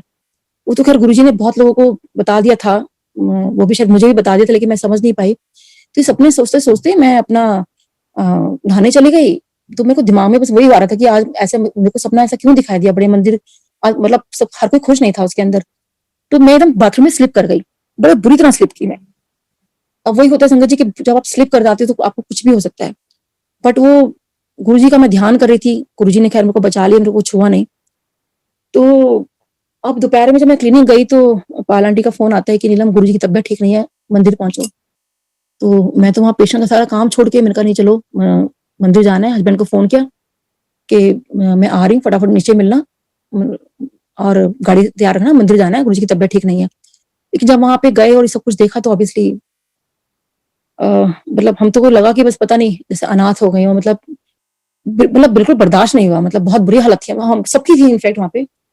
तो मेरे को ना अचानक से बस वो सुबह वाला ड्रीम याद आ गया कि यही सब था कि बहुत सब कोई खुश नहीं था। अच्छा गुरुजी ने मुझे बता रहे थे मुझे कि देख मतलब मैं ये फिजिकल फॉर्म छोड़ के जा रहा हूँ। तो बस मन में ये आया, मैंने कहा गुरुजी मैं कितना वो लगता था आपकी चरण छूती थी, आपको टच करती थी, अब मैं कैसे करूंगी, क्या करूंगी। सडनली मुझे याद आया कि अरे गुरुजी तो जाने से पहले मतलब मुझे चरण मतलब मैंने छुए उनके। तो मैंने ना वहां पे उनको एक सेवादार अंकल खड़े थे, मैंने कहा अंकल प्लीज मुझे गुरुजी के ना चरण छूने हैं। वो हंसने कहते हैं आंटी आप कमाल करते हो, मतलब क्या बात बोल रहे हो आप। तो मैंने कहा अंकल प्लीज। तो बस बस वो था कि लास्ट मोमेंट के जो थे मैंने सोचा चाहे मुझे डांट पड़ जाए तो कुछ भी हो जाए, मैंने कहा गुरुजी मैंने हमेशा चरण छुए हैं और आज भी मुझे छूने हैं। मैंने कहा अंकल, मैंने उनको ड्रीम बताया फटाफट कि अंकल प्लीज, आप भी जानते हो कि गुरुजी वैसे हैं लेकिन ये फिजिकल फॉर्म हमें कभी नहीं मिलेगी, तो मुझे प्लीज चरण छूने दो। तो जब बड़े हॉल में जब वो था, I was the last one, जिसने बाद में किसी ने छुए तो मुझे नहीं मालूम, बट वो गुरुजी ने मुझे लास्ट मोमेंट तक, मतलब गुरुजी को, मतलब उसमें मैंने चरण छुए गुरुजी के। तो खैर यहाँ बहुत इमोशनल आती है चीजें, तो बहुत है मेरी इस चीज के साथ। शुक्राना गुरुजी कि आपने उस टाइम मेरे को अपने आप को मतलब चरण छूने दिए। तो मैं यहाँ से डाइवर्ट करती हूँ, नहीं सुना पाऊंगी फिर आगे ये चीज।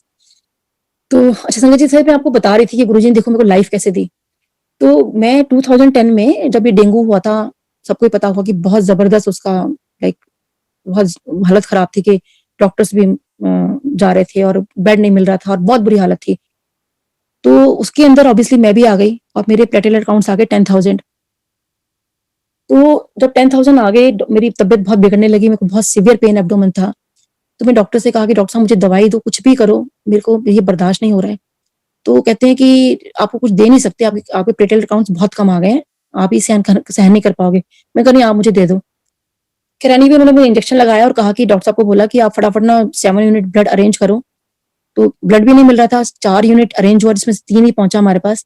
खैर मेरे को मेडिसिन दी गई, ब्लड चढ़ाया गया जितना भी यूनिट था, और उसके बाद मेरे को बड़ा सीवियर रिएक्शन हुआ। खैरानी कि मैं गुरुजी का नाम लेती रही, लेकिन उस सीवियर रिएक्शन से मैं निकल गई। उसके बाद जब मैं थोड़ा, मेरे को आराम आया पेट में, तो डॉक्टर्स फिर आए मेरे को देखने के लिए और मेरे सारे सिम्टम्स पूछे। जहां तक मुझे याद है शायद अल्ट्रासाउंड भी उन्होंने लिया था। तो सारा देखा किया और सब कुछ करने के बाद मेरे हस्बैंड को बाहर ले गए और कहते हैं डॉक्टर साहब we are very sorry to say आपकी वाइफ के पास सिर्फ 10-15 मिनट है। अब सोचिए कि एक डॉक्टर को उनके फ्रेंड ही बोल रहे हैं उनके हॉस्पिटल में कि आपकी वाइफ के पास सिर्फ 10-15 मिनट है। तो सोचिए मेरे हस्बैंड की क्या हालत हुई होगी। उनको कुछ समझ नहीं आया कि इसके पास सिर्फ 10-15 मिनट है और वो कह रहे हैं डॉक्टर साहब मिल लो आपकी वाइफ से। तो वो मतलब मेरे हस्बैंड जिसको like just he got froze किया, मतलब मैं करूं क्या। तो वो माँ काली से और गुरुजी से अरदास करने लगे कि भाई ये आप मेरी लाइफ में क्या कर दिया आप लोगों ने। और वो उनसे अरदास किए जा रहे हैं कि सिर्फ 15 मिनट है, इसकी मम्मी को अंदर बैठी है, मैं इसको कैसे बोलूंगा, मैं इसको कैसे बोलूंगा, बच्चों को क्या बोलूंगा, मतलब पता नहीं, इनको माइंड में ऑब्वियसली बहुत कुछ चल रहा था। तो तभी वहां पे एक डॉक्टर निकल के जा रहे थे, तो एकदम से उनसे बोलते हैं कि अरे यहाँ इतनी रात को कैसे खड़े हो। तो उन्होंने कहा सर ऐसे ऐसे मेरी वाइफ एडमिट है और डॉक्टर्स ने हैंड्स अप कर दिया है, जैसे 15-20 मिनट बचे हैं उसके पास। तो एकदम से कहते हैं अरे तुम तो गुरुजी के पास जाते हो ना। तो उन्होंने कहा हाँ जाते तो हैं सर, लेकिन अब तो मतलब आपको तो पता ही है। तो उन्होंने कहा चलो मेरे को मिलवाओ अपनी वाइफ से। तो वो अंदर आए, मेरे को कहते हैं कि आपको कैसा फील हो रहा है। मैं कहा सर मुझे बिल्कुल ठीक लग रहा है। कहते बस आप बिल्कुल ठीक हो, बोलो जय गुरु जी। मैंने कहा जय गुरु जी। कहते आप हो गए बिल्कुल ठीक। तो सोचिए संगत जी, उस जय गुरु जी बोलने में कितनी ताकत थी कि आज मैं आप सबके सामने सत्संग शेयर कर पा रही हूँ गुरु जी का। तो उस टाइम पे कोई जय गुरु जी बोलता नहीं था, लेकिन जय गुरु जी कैसे, मतलब वो चीज ये आया कहाँ से और कैसे क्या है। तो इस तरह से गुरुजी ने लाइफ दी। तो और सोचिए कि वो लाइफ जो है गुरुजी शायद मुझे पहले ही ब्लेस कर चुके थे। वो मैं आपको बताती हूँ कैसे कि जिस टाइम मेरे को ये प्रॉब्लम हुई, तो उस दिन उसके बाद ना 24 अक्टूबर को हमारे घर सत्संग होना था। तो मैं खैर उस दिन, क्योंकि गुरुजी ने लाइफ ब्लेस कर दी थी, तो अगले दिन मुझे डिस्चार्ज कर दिया गया, क्योंकि मेरे प्लेटलेट काउंट्स काफी अच्छे हो गए अगले दिन तक ही। डॉक्टर्स बड़े हैरान कि अरे ये तो मतलब बहुत अच्छी बात है, चलो। तो मेरे को उन्होंने छुट्टी दे दी कि जितना आप फिर आप घर ही ले जाओ, उनको घर पे ये रेस्ट करेंगे। तो मेरे डॉक्टर से मेरे हस्बैंड को ये बात बोली कि भाई देखो बेशक अभी ठीक हो गई हैं, लेकिन 10 या 12 दिन का ऐसा रिलैप्स है कि अगर दोबारा नहीं होना चाहिए इनको, और उसके बाद पता नहीं मतलब कुछ गड़बड़ हो सकती है। उन्हें हिंट दे दिया था। अब हस्बैंड ने कहा ठीक है। अब उसके 10 दिन के बाद, यानी आई थिंक 13 या 14 अक्टूबर की बात है, और 10 दिन के बाद ही मेरे घर सत्संग था। तो मेरी तो कंडीशन बहुत बिगड़ी हुई थी, क्योंकि मेरे को गॉल ब्लैडर की प्रॉब्लम भी स्टार्ट हो चुकी थी। तो मैं गुरुजी से कह रही थी, मैं कहा गुरुजी मैं सत्संग कैसे करूंगी, मेरी तो हिम्मत ही नहीं है, मतलब इतना मेरे को वीकनेस आ गई थी और कैसे प्रॉब्लम होगी। प्लस उस दिन उस वक्त हमारा डीएलएफ में घर भी बन रहा था। तो मैं नहीं जा नहीं पा रही थी बीमारी की वजह से। तो हमारा फाइनेंशियली बहुत टाइट हो गए थे, बजट बिल्कुल गड़बड़ा गया था। तो ये था कि सत्संग करना है। तो मैंने ना उस दिन रात को मैं सोते सोते गुरुजी से बोला, मैंने कहा गुरुजी आपको अगर सत्संग होगा तो पूड़ियां तो घी में बनवानी है, क्योंकि सारा प्रसाद घी में बनेगा, तो पूड़ियां भी तेल में सॉरी घी में बनेंगी। तो कैसे करेंगे भाई, इतना इतना एफर्ट कैसे करेंगे अगर इतनी संगत हमने बुलाई हुई है। तो मैं ये सब सोचते सोचते सो गई। तो रात को मुझे क्या ड्रीम आता है कि गुरुजी कहीं जा रहे हैं तो गाड़ी में, तो मैं उनके पास भाग के जाती हूँ कि गुरुजी वो ना आपका सत्संग, इतना ही बोलते हैं। गुरुजी कहते हैं हाँ हाँ कोई नहीं, तो फिर तू ऐसा कर, तू पूड़ियां तेल भी तलवा ले। और जो सत्संग करवा ले इसके बाद फिर किसी से तो मिल नहीं पाएगी। तो मैं जब सुबह उठी और मेरे को बड़ा अजीब सा लगा कि गुरुजी ने बोला कि पूड़ियाँ तेल भी तलवा लें, वो तो प्रॉब्लम सॉल्व कर दी, लेकिन मैं सत्संग करवा लूँ, फिर मैं मिल नहीं पाऊँगी, ऐसे कैसे? मैंने घर में बताया तो बच्चों ने मना कर दिया कि मम्मी फिर हम सत्संग ही नहीं कराते। तो मैंने कहा नहीं, नहीं गुरुजी ने ये भी तो बोला ना कि पूड़ियाँ तेल भी तलवा लें और सत्संग तो करवाना है कि सत्संग करवा लें, ये वर्डिंग भी तो बोली है ना। तो मैं तो गुरुजी की बात मानूँगी तो सत्संग करवाऊँगी चाहे कुछ भी हो जाए। और हालाँकि जब मेरी तबीयत बहुत खराब थी उसके बाद हमारा 24 अक्टूबर को हम लोगों ने सत्संग करवाया गुरुजी का, 12:30 का था। और जब रात हुई तो अब मेरे को अंदर से मैं रोती जा रही थी कि गुरुजी आपने तो बोला था सत्संग करवा ले, फिर मिल नहीं पाएगी, तो बस ये आज का दिन है क्या मेरी मेरी फैमिली के साथ? तो मैं 12 बजे बजने से पहले और हम लोग जहाँ दरबार लगा हुआ था तो हम लोग वहीं गुरुजी के सामने वहीं हम लोग हमने सोचा कि यहीं सोएंगे हम लोग आज। तो 12 बजने से पहले मैंने अपने हस्बैंड को, अपने बच्चों को, दोनों को बहुत प्यार किया, सबको तीनों को, कि पता नहीं मतलब मैं कभी मतलब नेक्स्ट डे में अब मेरा क्या होगा? कि गुरुजी ने तो बोला, गुरुजी की बात तो कभी गलत नहीं हो सकती। तो कह रहे एनीवे वो मैं हम लोग मेरे को कब नींद आई मुझे नहीं पता। अब 25 अक्टूबर को जब मैं सुबह मॉर्निंग में उठी, तो मुझे बस एकदम से मैंने को, हालाँकि मैं थोड़ा लेट उठती हूँ, लेकिन उस दिन मैं जल्दी उठ गई और मैंने एकदम देखा, गुरुजी को प्रणाम किया और अपने आप को मैंने पिंच किया कि मैं सच में ज़िंदा हूँ क्या? तो फिर मैंने एकदम से कहा, मैंने कहा गुरुजी बहुत शुकराना आपका, आपने मुझे लाइफ दी, लेकिन ऐसे कैसे? मतलब आपने तो बोला था कि किसी से मिल नहीं पाएगी। तो फिर मैंने कुकी आंटी को फ़ोन किया, मैंने कहा आंटी मेरे को ऐसे-ऐसे आया है, तो मतलब मेरे को समझ ही नहीं आया कि भई गुरुजी की बात तो गलत होती नहीं है, लेकिन मैं तो मतलब ज़िंदा हूँ। तो आंटी कहती हैं कि तुम पागल है, तो गुरुजी की बात नहीं समझ पाई कि वर्डिंग्स वही थे कि सत्संग करवा ले, फिर किसी से मिल नहीं पाएगी। यानी कि अगर मैं सत्संग नहीं करवाती तो शायद मैं किसी से मिल नहीं पाती। तो वो गुरुजी ने उस दिन वो चीज़ ब्लेसिंग्स दी बहुत ज़्यादा। अब सोचिए गुरुजी ये चीज़ आपको कैसे काउंटर कन्फर्म करते हैं कि आपकी लाइफ वही देने वाले हैं। और संगत जी यही दिन चल रहे थे जो आज के मतलब दिन चल रहे हैं ये वाले, तो वो मेरे को डे याद नहीं है। तो उस दिन मेरे को क्या होता है कि जैसे हस्बैंड तो ये डर भी लगा था कि मतलब 10-12 दिन निकालने बड़े मुश्किल थे। 24 अक्टूबर से ये 10 जो ये दिन चल रहे हैं, बड़े मुश्किल थे मेरे, क्योंकि मेरे हस्बैंड ने उस टाइम मेरे को कुछ नहीं बताया था, ये सब बाद में बताया मुझे। तो रात को मुझे क्या ड्रीम आता है कि मेरे पीछे यमराज भाग रहे हैं। तो अब यमराज से तो सब कोई भागेगा, तो मैं भी भाग रही हूँ। तो भागते-भागते मैं अपने मम्मा के घर पे चली जाती हूँ। तो मम्मा के घर पे कोई सरदार अंकल वहाँ पे आए हुए हैं और उनको मम्मी का घर किराए पे चाहिए। तो मेरे पीछे अब यमराज जी भाग रहे हैं, तो मैं बहुत वो अंकल मेरे को एकदम इशारा कर रहे हैं कि मुझे किराया बता दो। तो उनको मैं एकदम से कहती हूँ कि अंकल प्लीज़ आप मेरा ना नाम और मेरा मोबाइल नंबर लिख लो, मैं आपसे बाद में बात करती हूँ। क्योंकि मैं डर भी रही हूँ कि अब यमराज बस पास में आ गए। तो एकदम से जैसे ही मेरे को ये एकदम ध्यान आता है कि जैसे इनको मैं बोलती हूँ मेरा नाम और मोबाइल नंबर लिख लो, तो एकदम से मेरे को रिकॉल होता है कि एक बार गुरुजी ने मेरा नाम और मोबाइल नंबर ऐसे ही अपने हाथों से लिखा था। तो मैं एकदम से बस ये सोचती हूँ, तो जो यमराज जी वहाँ खड़े हुए हैं वो मेरे को एकदम से कहते हैं गुरुजी ने लिखा था। तो मैं एकदम ध्यान आता है कि हाँ गुरुजी ने लिखा था। तो एकदम से कहते हैं कि अरे इस गुरुजी ने तो मेरे सारे आंकड़े बिगाड़ के रख दिए। तो मैं एकदम से कहती हूँ हाँ जी, मैं ऐसे मतलब बोलती हूँ तो कहते हैं कि हाँ, हाँ, इस गुरुजी ने तो मेरे सारे आंकड़े बिगाड़ के रख दिए। तो सोचिए संगत जी कि अगर उन्होंने ये शब्द यूज़ किया कि आंकड़े, तो सोचिए कि वाक़ई मैंने फिर कितने सत्संग ऐसे सुने हैं कि गुरुजी ने वाक़ई मतलब क्योंकि वो रब है, वो भगवान है, लाइफ दे सकते हैं आपको।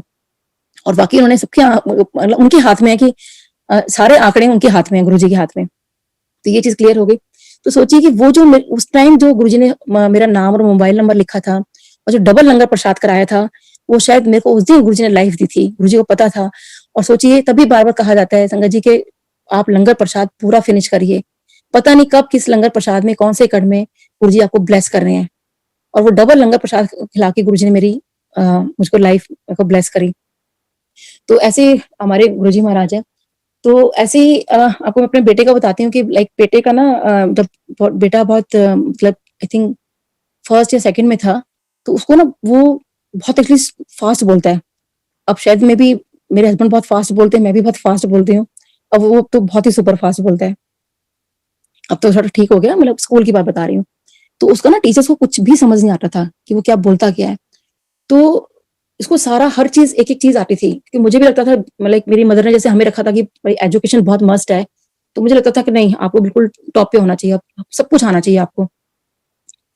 तो उसको सब कुछ आता था, लेकिन वो जैसे ही आंसर करता था क्लास में, तो वो टीचर समझ नहीं पाते थे क्योंकि he used to be very fast. उसको लगता था नहीं मैं फटाफट आंसर करूँ। तो यहाँ उसका बजाय अच्छा होने की बजाय ना समहाउ वो डिग्रेड होता चला गया क्लास में, क्योंकि टीचर कहती थी बैठो तुम्हें कुछ नहीं आता, इतना फास्ट बोलती हो। फिर उसके फ्रेंड्स उसका मजाक उड़ाते थे कि तू पहले जाके बोलना तो सीख ले। तो जब एक बार उसका ऐसे फ्रेंड ने जब उसको ऐसे धक्का देके बोला, जब तू बोलना तो सीख ले, तो संगत जी मेरा तो रोना ही छूट गया। मैंने कहा कि स्कूल में ये इसके साथ, बच्चे के साथ ऐसा होता है?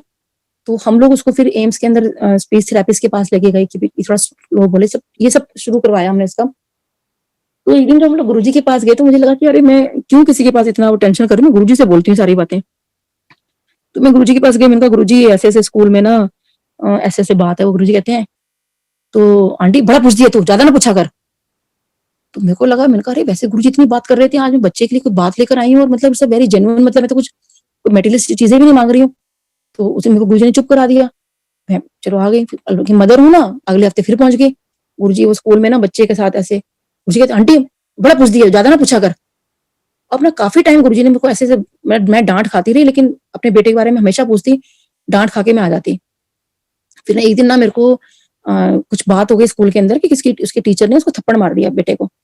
अब जब थप्पड़ मारा तो ऑब्वियसली मुझे उसकी किसी क्लासमेट से पता चला कि तेरे को तो एक थप्पड़ पड़ा, तेरे को तो 4 थप्पड़ पड़े। मैंने कहा ये क्या बातें कर रहे हो आप लोग? कहते आंटी आपको नहीं पता, इसको तो रोज ही थप्पड़ पड़ते हैं।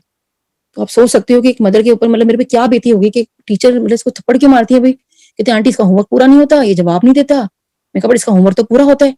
मैं मैम के पास गई, मैंने कहा मैम इसका होमवर्क तो पूरा होता है, आप ऐसे कैसे, फिर ये निकालता क्यों नहीं है? तो बेसिकली वो थोड़ा डर गया था, उसको मैडम की बात समझ नहीं आती थी, टीचर को इसकी बात समझ नहीं आती थी। तो ये ना डाउन उसका फॉल होता चला गया बहुत ज्यादा। और इसका इतना डाउनफॉल हो गया कि लाइक आई थिंक 5th की बात है, और ये सब 2nd 3rd से इसका स्टार्ट हो गया था। और कि हम लोगों को कहा कि भाई इसको ना आप किसी को दिखाओ कि बच्चा आपका ठीक तो है। तो सोचिए एक मदर के लिए कितनी बड़ी बात है कि अगर उसको, और मतलब कि आप किसी को दिखाओ इसका। तो हम लोग इसको हालांकि कहीं दिखाया भी हम लोगों ने, गंगाराम इसको लेके गए, तो इसका आईक्यू लेवल चेक हुआ। तो टीचर ने ये कहा हमें कि इसका आप आईक्यू लेवल चेक कराओ। तो सोचिए कितना लगता है कि मतलब इसका आईक्यू लेवल ही नहीं, कि स्कूल में पढ़ने लायक ही नहीं गया ये। तो अब टीचर से एक दूसरे को देखने लगे कि आप करवा लो एक बार। तो मैं खैर बहुत डरते डरते हमने आईक्यू लेवल चेक कराया उसका। अब आईक्यू लेवल इसका आई थिंक 113 कुछ क्वेश्चन थे एंड ही स्कोर्ड 111, और ये आया बहुत हाई इंटेलिजेंट ग्रुप के अंदर। तो मैं मैम के पास गई, मैंने कहा मैम इसका आईक्यू लेवल तो बहुत ज्यादा हाई है। और वो टीचर भी हैरान कि भाई इतना आईक्यू लेवल का बच्चा और ऐसे कैसे। लेकिन वो समय वही होता है ना कि लाइक अगर टीचर आपको अच्छे नहीं मिले हो या कुछ ऐसा कुछ बच्चे के साथ कभी इंसिडेंस हो जाए तो डाउनफॉल हो जाता है, और वही मेरे बेटे का हो, डाउनफॉल होता चला गया। तो हम लोग जब गुरुजी के पास में जाके पूछते, गुरुजी मुझे उधर से गुरुजी मेरे को डांट देते कि लाइक ज्यादा ना पूछा कर आंटी, बड़ा पूछ दिए तो एक दिन ना मेरे को कुछ हुआ स्कूल के अंदर, तो मेरे को ना बहुत अंदर से लगा कि नहीं आज गुरुजी कितनी भी डांट मेरे को कर ले, मैं तो आज गुरुजी से बात करके रहूंगी कि गुरुजी आप इसको ठीक करो जो भी है। तो फिर वही मैं गुरुजी के पास गई, और फिर मेरे को उस दिन गुरुजी ने फिर कहा अच्छा चल तू दस। तो मैंने फिर गुरुजी को पूरा डिटेल में सारा बताया कि गुरुजी ऐसे ऐसे स्कूल में होता है, ऐसे बात है, ये सब चीजें हैं। और बेटा प्लस मुझे ये भी जिद कर रहा था कि मम्मी गुरुजी को बोलो कि प्लीज मेरा ना स्कूल चेंज करना है, मुझे, मैं स्कूल में नहीं रहूंगा। तो मैंने कहा ठीक है गुरुजी से ये भी बात पूछ लेंगे। जब मैंने गुरुजी से पूछा, मैंने कहा गुरुजी इसका स्कूल चेंज करना है क्योंकि 5th हो गया, तो 5th में स्कूल चेंज हो जाते हैं, तो ये स्कूल चेंज करना है। तो गुरुजी एकदम से कहते हैं नहीं नहीं नहीं, स्कूल चेंज नहीं होगा। तो अब मना कर दिया क्योंकि तो ये रोने लगा कि मम्मी मेरे को बच्चे बुली करते हैं, कि वो मॉर्निंग वाले बच्चे, कि मेरे फ्रेंड्स की हम आ रहे होते हैं तू जा रहा होता है, और प्लस मेरे को स्कूल में ऐसा होता है। बहुत रोता था कुछ 8th ऑन स्टैंडर्ड तक मेरा बेटा रो रो के स्कूल जाता था, जबकि मेरी डॉटर उसको लेके जाती थी जबकि वो छोटी थी। और तो इस तरह से उसका काफी बुरा हाल हो गया था स्कूल में। तो फिर जब गुरुजी ने मेरे से सारा पूछा, और गुरुजी ने एक्चुअली कुछ उसने कुछ बात बोली जो मैं अभी रिवील नहीं करूंगी, मैं भी I just waiting for that thing. तो खैर एनीवे फिर बताती हूँ मैं आगे। तो उसके बाद ना हम लोग फिर गुरुजी के पास बताया, तो उस दिन से ये हो गया कि इसका मतलब हम लोग गुरुजी से पेन ब्लेस करवाने, तो बस ये लगता है कि गुरुजी पेन ब्लेस कर देते हैं इसलिए शायद ये पास हो रहा है, क्योंकि उसकी बहुत बुरी हालत मतलब थी पढ़ाई में कि एक बार उसकी कंपार्टमेंट आ गई। 9th में उसको डिटेन कर लिया गया स्कूल के अंदर, और आई थिंक 9th की बात है जब गुरुजी ने चोला छोड़ दिया। तो इसका तो और भी बुरा हाल हो गया कि मम्मी अब तो गुरुजी चोले में नहीं है, मेरा पेन कौन ब्लेस करेगा, और मैं पास कैसे होऊंगा, मेरे को तो मतलब ये, और इसको साइकोलॉजिकल डिप्रेशन आ गया। तो सोचिए संगत जी, मैं जब तक गुरुजी थे तो मतलब फिजिकल फॉर्म में जब तक थे तो हम लोग थोड़ा तसल्ली रहती थी कि चलो गुरुजी से बोल देंगे या गुरुजी से पेन ब्लेस करवा लेंगे। और क्योंकि जब पेन ब्लेस हो जाती थी तो मेरे बेटे को थोड़ा तसल्ली मिलती थी, क्योंकि मुझे याद है बड़े मंदिर में शायद शिवरात्रि होगी, उसके आसपास हमें पेन ब्लेस करवाने थे, लेकिन इतना रश था और मेरा बेटा कहने लगा मम्मी पेन ब्लेस करवा दो। मैंने कहा बेटा इतने रश में कैसे जाऊं, वो भी पेन ब्लेस करवाने, एम्पायर स्टेट में चलेंगे। लेकिन उसके साथ नेक्स्ट डे या कुछ ऐसे था कि 2 दिन बाद ही एग्जाम था। तो हम लोग फिर अपना निकल गए। तो गुरुजी को तो सब जानते हैं ना, तो हम लोग बस जो दरवाजा है राइट हैंड साइड पे, छोटा दरवाजा, वहां से निकल रहे थे तो एकदम गुरुजी ने कहा कि उनको बुलाओ। गुरुजी ने कहा कि मतलब कि आंटी वो गुरुजी बुला रहे हैं आपको। तो गुरुजी ने इशारा किया कि लो पेन दो। सोचिए गुरुजी को कैसे पता कि हम लोग ये सब सोच रहे हैं पेन ब्लेस करवाने हैं, गुरुजी ने पेन ब्लेस किए। अब 9th में आके मेरे बेटे को लगा कि मम्मी ये तो अब गुरुजी नहीं है तो हम क्या करेंगे? कैसे मैं पेन ब्लेस करवाऊँगा? और मुझे भी लग गया डर कि भई इसे डिटेन भी हो गया है और अब डिटेन संगत जी सोचो उसको स्कूल वालों ने सिर्फ इसलिए किया कि जो भी इसकी प्रॉब्लम चल रही थी कि ये बच्चा जो है बोर्ड के एग्जाम नहीं दे पाएगा और हमारे स्कूल का रिजल्ट खराब हो जाएगा। तो उन लोगों ने शायद ये सोचा कि लेकिन जो हमें रीजन दिया वो ये दिया कि इसकी अटेंडेंस शॉर्ट है। तो अब बड़ा मुश्किल हो गया कि मैं मन में सोचा, मैंने कहा गुरुजी ये तो बोर्ड तो हर साल आएगा, तो मेरा बेटा कभी 9th से आगे निकलेगा नहीं क्या? और मैं बड़ा गुरुजी के आगे अरदास की, मैंने कहा गुरुजी आप कहाँ चले गए हो? मतलब आप होते तो मैं आपसे पूछ लेती, लेकिन गुरुजी तो सब जानते हैं। तो सोचिए संगत जी, आप सबको याद होगा कि ये जो रूल चेंज हुआ था सीसीई जब आया था, बोर्ड हट गए थे और रूल आ गए थे सीसीई का। तो सोचिए कि मैं तो ये मानती हूँ कि वो मेरे गुरु जी महाराज ने मतलब सोचिए रूल्स ही चेंज कर दिए कि वो सीसीई रूल लगा दिया। और ऑब्वियसली उसमें तो फिर बच्चे इजीली निकल ही जाते हैं क्योंकि प्रोजेक्ट्स होते हैं बहुत। अच्छा सारी जो काफी जो टीचर्स थी, क्योंकि जब उनको पता चला कि भाई मैं डेंटल सर्जन, तो काफी टीचर्स मेरे पास मेरे पेशेंट भी बन गए थे, तो समहाउ मतलब चीजें ठीक हो गई थी, सीसी में थोड़ा हेल्प भी मिल गई थी। उसके बाद संजय जब ये 11th में आया तो अब इसने कॉमर्स ली, तो चलो 11th में समहाउ इसने कर लिया। अब 12th में फिर बोर्ड है, अब फिर वही चीज कि भाई बोर्ड में आप ये कैसे करेगा? ये भी थोड़ा डर गया कि मैंने बोर्ड तो कभी दिया नहीं मम्मी, तो फिर बोर्ड आ गया। तो मैंने कहा कोई बात नहीं, मतलब अपना पढ़ाई करो, हो जाएगा। अब कॉमर्स क्योंकि हमारा अपना सब्जेक्ट नहीं है तो मैं भी इसको पढ़ा नहीं पा रही थी, बाकी 10th तक तो मैंने इसको बहुत अच्छे से पढ़ाया था। तो अब ये 12th में जब इसका प्री बोर्ड जब आते हैं तो हम तो अपनी तरफ से बेस्ट जो भी ट्यूशन थी हम सब कुछ करवा रहे थे इसका। तो मेरे को कहता है कि मम्मी मेरे को ना इकोनॉमिक्स नहीं आती, समझ नहीं आ रही मेरे को। तो मैंने कहा लेकिन इकोनॉमिक्स नहीं आ रही मतलब प्री बोर्ड तेरे होने वाले हैं, तो कह रहा इकोनॉमिक्स नहीं आती। कहता मम्मी मुझे नहीं, मम्मी मैं नहीं कर पाऊंगा। अब उधर टीचर को मैंने जब बात की, टीचर्स ने भी कहा कि हाँ मैम ये नहीं कर पा रहा इकोनॉमिक्स, तो क्या करो, इसका ड्रॉप करा दें क्या? अब मैं तो फिर मतलब टेंशन में आ गई कि भाई 1 साल पहले ड्रॉप इसका हो चुका है, अगर ये ऐसे करेगा तो नेक्स्ट ईयर तो फिर बोर्ड है और बच्चे के लिए तो बड़ी वाली परेशानी वाली बात भी हो जाएगी कि भाई ड्रॉप कर दिया। अब मैंने फिर गुरुजी से अरदास की, मैंने कहा गुरुजी प्लीज मतलब, तो सोचिए खैर टीचर्स ने को पता था कि मैं बहुत मेहनत करती थी उसकी पढ़ाई पर। तो टीचर्स ने सोची कि मेरे को ना प्री बोर्ड का मतलब पेपर नहीं बताया, ये बता दिया कि ये टॉपिक्स हैं आप उसकी तैयारी करा दो, क्योंकि उन्होंने कहा कि देखो अगर इसके 25 नंबर भी नहीं आए ना अगर इकोनॉमिक्स में, तो कंपार्टमेंट वाले नंबर भी नहीं आए तो इसको फिर हम लोग एडमिट कार्ड नहीं देंगे। तो सोचिए संगत जी उस वक्त इसके 25 नंबर भी नहीं आए, ही स्कोर्ड ओनली 22 और एक स्टडी मेट में जाता था, वहां पे इसके 100 में से खाली 5 मार्क्स आए। तो और जब ये स्कूल में था तो उस टाइम भी देखो इसके मैथ में एक बार क्या हुआ था कि मैथ में खाली 40 में से इसका 1 मार्क्स आया। टीचर हमें बुला के कहते हैं कि मैम मेरे लिए बड़ी शर्म की बात है कि आप डॉक्टर्स हो, मतलब बच्चे के 1 नंबर आता है क्या? जिंदगी में कभी 1 नंबर नहीं आया किसी बच्चे का, पूरी लाइफ निकल गई, मतलब नालायक से नालायक बच्चे का नहीं आया।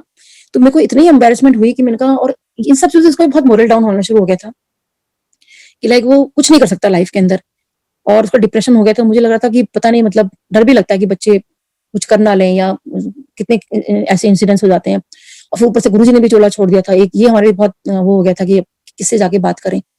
तो जब हम लोग ये 12th क्लास का वो हुआ और ये सब नंबर मार्क्स देखे इसके, मैंने तो ये बहुत डर गया। फिर खैर इसको मैंने अच्छे से इसके ट्यूटर को मैंने बोला इसको पढ़ाओ सब कुछ करो, उसकी खैर स्कूल के टीचर्स ने बहुत हेल्प किया इसको।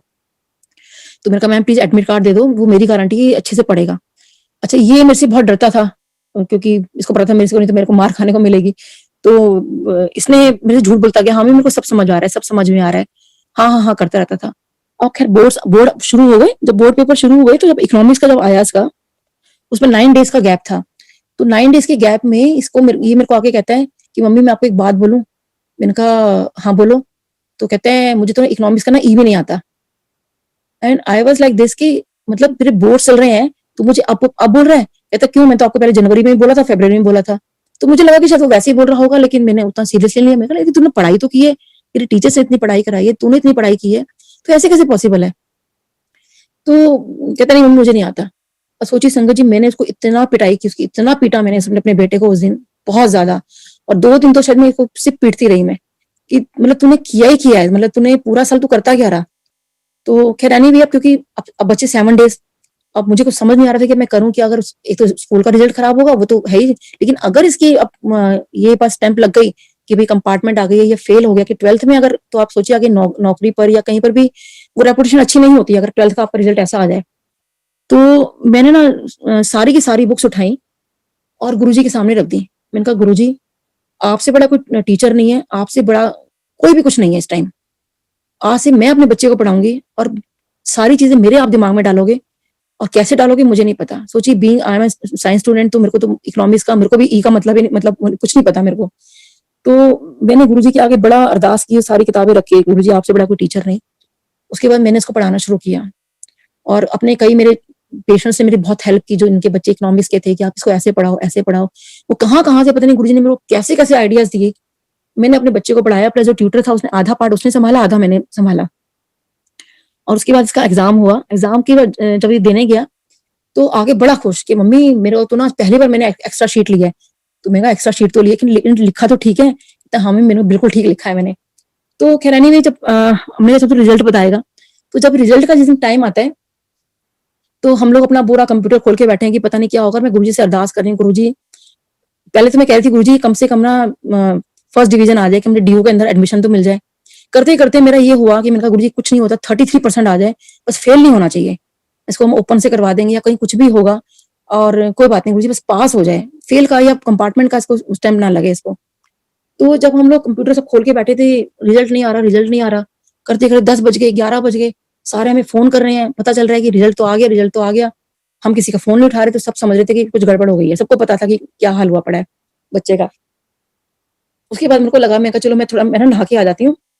तो मेरे हस्बैंड ने कहा कि नीलम मैं ऐसा करता हूँ कि अपने किसी फ्रेंड से पूछ लेता हूँ, क्योंकि हमारे कंप्यूटर में तो आ नहीं रहा रिजल्ट, पता नहीं क्यों नहीं आ रहा था, क्या रीजन था। तो मैंने इनको बोला नहीं नहीं आप किसी से पूछना मत, क्योंकि अगर इसका रिजल्ट बहुत अच्छा नहीं आएगा तो क्यों अपने फ्रेंड के सामने आप अपनी इंसल्ट करवाते हो। तो उन्होंने कहा नहीं नहीं कुछ नहीं होता, मेरा खास फ्रेंड है और मैं इससे पूछ लेता हूँ। तो मैं अभी बाथरूम में थी तो एकदम हस्बैंड ने कहा कि नीलम फटाफट रिजल्ट आ गया है और ये रिजल्ट है उसका। तो मैंने कहा नहीं नहीं उनको बोलो डॉक्टर भारद्वाज को कि अपनी बेटी का रिजल्ट ना बताएं, हमारे बेटे का रिजल्ट बताएं। तो कहते हैं हमारे बेटे का रिजल्ट ही है। तो सोचिए संगत जी, उसके एक में 92%, एक में कितने, मतलब ही स्कोर्ड, मतलब तीन में डिस्टिंक्शन उसकी आई, और इकोनॉमिक्स के अंदर ही स्कोर 73% मार्क्स। और सोचिए कि आप मतलब स्कूल वालों ने इसका पहला मतलब टीचर्स का फोन आया कि मैम सबसे पहले रिजल्ट हमने मृणाल का देखा है कि इसका मतलब ये पास भी हुआ है कि नहीं हुआ, क्या हुआ है। और मेरे को मेरा बेटा कहता है कि मम्मी मेरे तो बहुत अच्छा गया था, आप पेपर खुलवाओ, ये तो कुछ और मेरे मार्क्स ज्यादा आने चाहिए थे, मेरे मैथ में भी कम है, इसमें भी कम है, इसमें भी कम है। तो उसको मैंने कहा ऐसा है पेपर मत खुलवाओ, पता नहीं सब गुरुजी ने कुछ किया है। तो कह रहा नहीं, उसके बाद अब डीयू में एडमिशन की बारी थी, तो एडमिशन के लिए गए तो आपको पता है कि इतने वहां तो बहुत हाई रैंक मतलब सब कुछ आता है। तो वो भी कैसे गुरुजी ने इसका एडमिशन मतलब करवाया और रामदास कॉलेज के अंदर। और सोचिए कि सारी कट ऑफ निकल चुकी थी, सब कुछ हो चुका था। उसके बाद जब हम लोग लास्ट कट ऑफ में गए तो वहां पे हस्बैंड ने इसने कहा कि मम्मी को जान पहचान निकालो, मुझे नहीं पता इनके पीछे पड़ गया। तो हमने वहां के जो वाइस चांसलर थे उनसे जान पहचान निकाली, तो उन्होंने कहा कि आप किसी टीचर से मिल लेना। तो अब उस टीचर ने हमें थोड़ा सा कहा कि डॉक्टर साहब थोड़ा सेवा पानी कर दोगे। अब डॉक्टर साहब तो ऐसे हैं, तो वो कहते हैं कि नीलम मैं सेवा पानी में विश्वास नहीं करता, ना मैं किसी से लेता हूँ ना किसी को देता हूँ ऐसा कुछ। तो अपने जो तुम्हें मतलब मिला है नंबर उसी से पढ़ाई करो। तो खैरानी भी मैंने कहा भी चलो ठीक है। तो ऑब्वियसली ये चीज बच्चों में भी नहीं जानी चाहिए कि भाई आप इस तरह से करके आप बच्चों को पढ़ा रहे हो। तो फिर भी बच्चे का मतलब मन कि मम्मी देखो अगर कुछ मतलब हो जाए तो उन्होंने वीसी ने बोला था कि टीचर से जाके मिल लेना। तो मैंने उनको ढूंढ रही थी एक्चुअली। तो अब वो टीचर तो मिले नहीं, वो पता नहीं एकदम से कहाँ चले गए, जबकि उनको पता चल गया था कि सेवा पानी करने वालों लोगों में से नहीं है ये। तो वहीं एकदम से वो कोई खड़े थे टीचर, तो कहते हैं वो क्या काम है मैम। तो मैंने कहा सर ये ऐसे मेरे बेटे का वो है, तो अब क्या करें। तो तब तो हमने इसको किसी और कॉलेज में एडमिशन दिलवा दिया था, तो उसने कहा था मैं वहां तो पढ़ूंगा नहीं, मेरे को डीओ में ही पढ़ना है। तो कहते हैं कि आपके बेटे का कुछ है आपके पास। तो मैंने कहा नहीं सर मेरे पास तो खाली है कि 12th की प्रोविजनल सर्टिफिकेट पड़ा हुआ है और तो कुछ है नहीं। कहते हैं कमाल आप एडमिशन करवाने आपके पास सर्टिफिकेट नहीं है। तो मैंने कहा सर वो एक्चुअली दूसरे उसमें पड़े हुए हैं, तो थोड़ा सा। कहते हैं अच्छा आप ये ना फॉर्म भर दो। मेरे को फॉर्म के लिए भेज दिया। तो मुझे समझना है, हस्बैंड कह रहे हैं नीलम बताओ वहां पे क्या हो रहा है, मतलब कुछ किसी से बात कुछ हुआ। तो मैंने कहा नहीं पता नहीं, उनको कुछ फॉर्म भरने के लिए भेज दिया है, तो मैं तो उनको जानती भी नहीं हूँ। तो अब मैं जब फॉर्म भरने गई तो वो एंटी रैगिंग का फॉर्म था। तो जब मैं एंटी रैगिंग का फॉर्म जब सबमिट कराने गई तो पता चला कि वहां पे उन्होंने कहा कि आप ना ये स्लिप हम पे नाम बुलाएंगे, तो आप स्लिप के हिसाब से आप हमारे पास आना।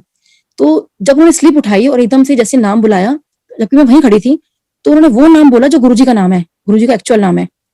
तो मैंने उनको बोला, नहीं नहीं, ये नाम नहीं है, ये मृणाल है। तो कहते हैं हाँ हाँ, अरे ये तो मृणाल नाम है। तो सोचिए कि जो गुरुजी का एक्चुअल नाम है उसमें और मेरे बेटे का जंबल वर्ड कर दो तो सेम वर्ड्स आते हैं। तो ऐसे तो उन्होंने कहा कि हाँ जी, आपका ना बेटे का एडमिशन हो गया है। और हम हैरान थे कि ऐसे कैसे एडमिशन हो गया।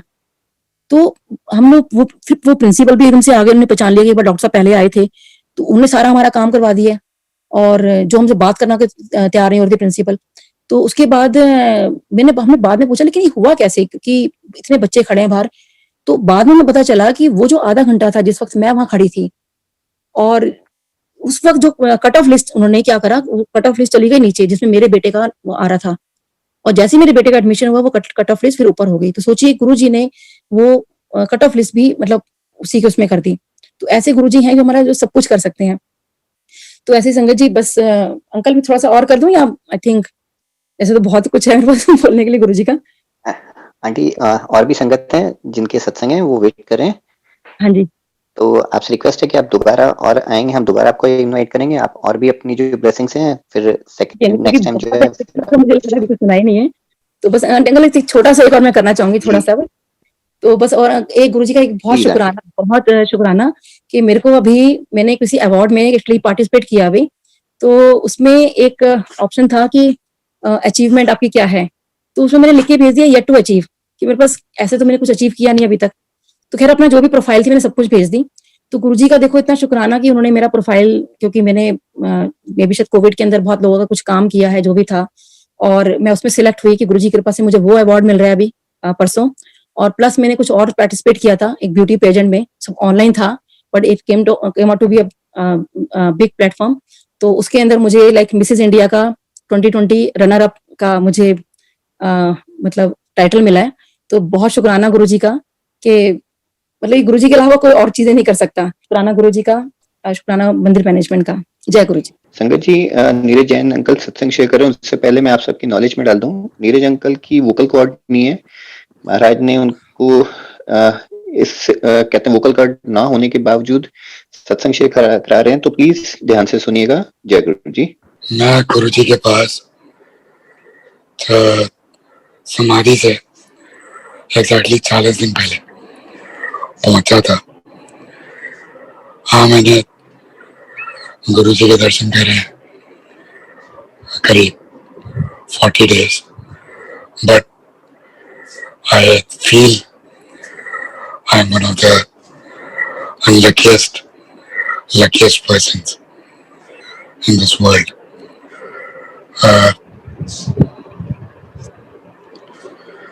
मैं गुरु जी के पास 40 डेज की फिगर मुझे इसलिए याद है बिकॉज गुरु जी ने मुझे लोटा ब्लेस किया था और बोला था कि 40 दिन तक जल पीना है। तो क्वाइट ऑब्वियस एक भगवान को ही पता होता है कि वो शरीर कब छोड़ रहे। पर मैं सबको मेरे एक्सीडेंट के समय पे ले जाता हूँ। 2004 नवंबर, 8 नवंबर। मैं बाय प्रोफेशन अभी फैशन डिजाइनर हूँ, पर तब मैं इंजीनियरिंग कर रहा था पूना से।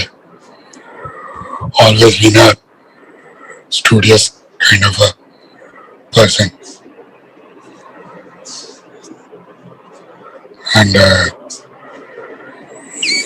तो फ्रेंड्स के साथ गया बॉम्बे ओपन एक्सप्रेस वे पे। मारुति 800 थी, 90 की स्पीड थी। रॉन्ग साइड पे एक टेम्पो ट्रैक खड़ा था। बिल्कुल टर्न के बाद लाइट ऑफ करके मैं हेड ऑन कोलिजन हुआ। गाड़ी में 5 लोग थे मुझे मिला के। सब लोग बेहोश थे उस समय जैसा मुझे मेरे फ्रेंड्स बताते हैं, कॉलेज से 40-50 किलोमीटर दूर मेरा हॉस्टल के सामने रहने वाला बंदा क्रॉस कर रहा है बाइक पे, हमें पहचानता है, वो कॉल करता है इमरजेंसी, विदिन मिनट्स एम्बुलेंस आ जाती है। लोकमान्य हॉस्पिटल है वहां पे, वहां मुझे पहुंचाया जाता है मैडम सबको। एंड मेरे एक्सटर्नल बॉडी पे एक भी स्क्रैच नहीं था, but I was not able to breathe. It was 4 in the morning. उस समय एक रेजिडेंट डॉक्टर ही था अवेलेबल, जो कि मोस्ट प्रॉब्ली एक MBBS ग्रेजुएट होगी। अन्य वो डॉक्टर सपना, उन्होंने पता नहीं क्या सोच के मेरे गले से ट्यूब ऑपरेट करे और विदाउट एनी सीनियर उन्होंने कर दिया। I was on ventilator for 13 days. मेरे parents flew down to Pune next day. हमारे सारे फैमिली इकट्ठी हो गई थी, बिकॉज कुछ नहीं पता था क्या होने वाला है। मेरे ताऊ जी, मामा, हम लोग बनी है तो तो माई हार्ट सीज्ड ट्वाइस। जब होश आया 13 days बाद, then I was shifted to Rubyal Clinic. तो मेरा नींद खुलती रहती थी बीच बीच में। I was always on sedatives majorly, क्योंकि बॉडी का कोई ऐसा पार्ट नहीं था जो अंदर से टूटा हुआ नहीं था। और गाड़ी में और जो 4 बच्चे थे वो सब नेक्स्ट डे डिस्चार्ज हो गए थे, एक्सेप्ट वन ऑफ देम। किसी की सिर्फ हाथ में फ्रैक्चर था, थोड़ा सा कंकशन होगा, दैट्स इट। आई वाज तब अच्छा 9 नवंबर को डॉक्टर संजय सर थे, जो कि इस समय मैक्स के डायरेक्टर हैं। तब he was in Apollo. He was nearby. मामा के फ्रेंड थे। He came down to see me. He said, अभी कुछ नहीं कर सकते। I was airlifted to Delhi. Apollo admit किया, 41 days बाद डिस्चार्ज हो गया। उसके बाद चलता रहा डॉक्टर सदेवा के अंदर ही। ट्यूब्स हर हफ्ते ट्यूब चेंज होती थी। It was a very painful process. बहुत सारे ऑपरेशन हुए, मल्टीपल। और 2007 में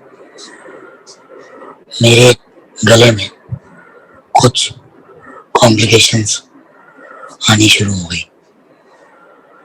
all of a sudden airway started to collapse. Doctor को भी नहीं समझ आ रहा था ये क्या हो रहा है। किसी पंडित से पूछा।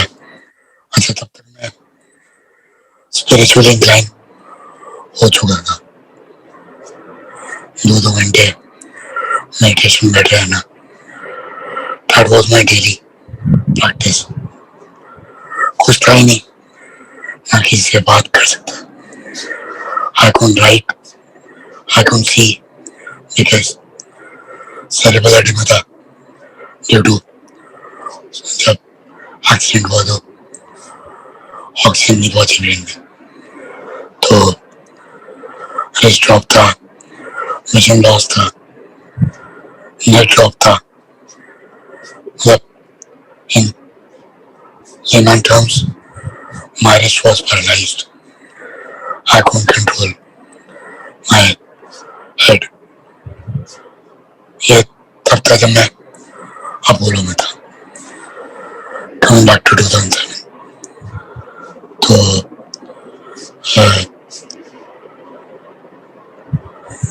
किसी पंडित ने बोला कि आप 40 दिन का महामृत्युंजय पाठ करवाइए. अगेन मैं कोई सरमन या 40 डेज का कोई नाम नहीं डाल रहा. It just it happened with me. That's what I'm saying. तो 40 डेज का महामृत्युंजय पाठ बैठाइए. घर में रोज 3 पंडित आते थे. बिलीव मी, तीनों पंडित, एक लंबा था, एक और उसके लंबे बाल थे, एक छोटी वाला था, एक पंडित थोड़ा छोटा था, मोटा था, फेयर था बहुत, और एक मीडियम हाइट का था पर उसकी दाढ़ी थी. आई यूज्ड टू बिलीव कि ब्रह्मा विष्णु महेश है. बहुत शिद्दत से किया पाठ, पर कुछ खास इम्प्रूवमेंट आया नहीं. जब लास्ट डे हम लोग हवन कर रहे थे तो डॉक्टर संजय सत्यावा का कॉल आया.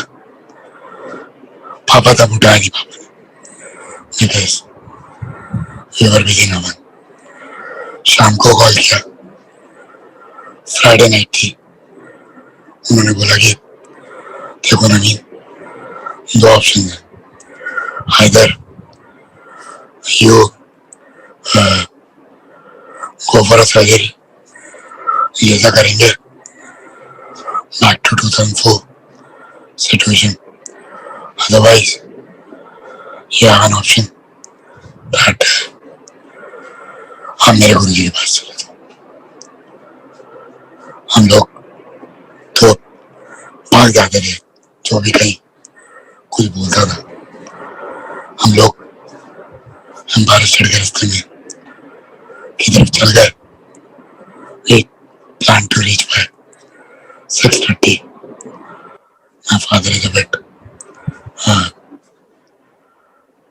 थोड़ा सा वो स्ट्रिक्ट है, तो we reached. ये रोना हुए रास्ते में 1-2 लोग मिले, उनसे पूछा एम्पायर स्टेट. तब गूगल मैप नहीं होता था. उन्होंने बोला आगे तो है, डायरेक्टेड एज इफ बहुत सारे लोग पहुंच चुके हैं. हम लोग वहां पहुंचे, वहां कोई नहीं था. तो गार्ड से पूछा गुरु जी के बारे में. हमने गाड़ी पार्क करी, जैसा डॉक्टर अंकल ने बोला था. हम लोग अंदर चले गए और एक फाइल भर के रिपोर्ट की, ये सोच के डॉक्टर के गुरु जी डॉक्टर ही होंगे, रिपोर्ट तो चाहिएगी. हम लोग वहां जा गए. अपनी चप्पल है, व्हाइट कलर का गेट था, बाहर छोड़ी, गेट खोला, बाहर एक कारपेट लगा हुआ था रेड कलर का. 3 chairs. We sat outside waiting for the doors to open. 7 o'clock sharp peacocks की आवाज आनी शुरू हुई. Then doors open. गुलाब की बहुत अच्छी फ्रेग्रेंस आई. गुरुजी सामने साइड बोर्ड पे बैठे हुए थे। तो स्टेप्स नीचे लिए, ब्लैक शर्ट पहनी हुई थी गुरुजी ने। हेलो जी अंकल। जी हाँ अंकल। बोलूँ ना अंकल मैं? हाँ जी हाँ जी। तो गुरुजी ने हाथ फिराया, as if telling me you go out। पापा ने पता नहीं क्या समझ लिया। वहां पे सुमित अंकल बैठे थे और एक सरदार जी बैठे हुए थे। I could see, I could feel, पर मेरा विजन बस थोड़ा उस समय ज्यादा था। गले में ट्यूब थी तो पैरों में भी चोट थी तो I thought so spiritually active थे तो एक स्विच ऑन हो गया कि भगवान का ऑर्डर है, बाहर जाके बैठ जाओ।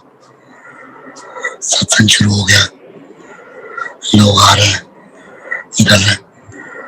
मुझे उस समय शब्द नहीं समझ आते थे बिल्कुल भी।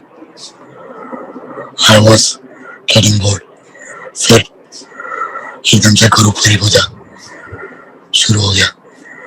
उसके बाद कृष्णा गोविंद गोविंद गोपाल।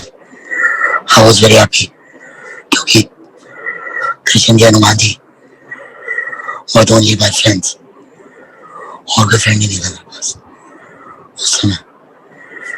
उन्हीं से बातें करता था। तो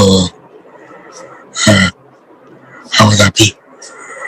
हम तब लोग बीच में खड़े हुए, मैं भी खड़ा हो गया।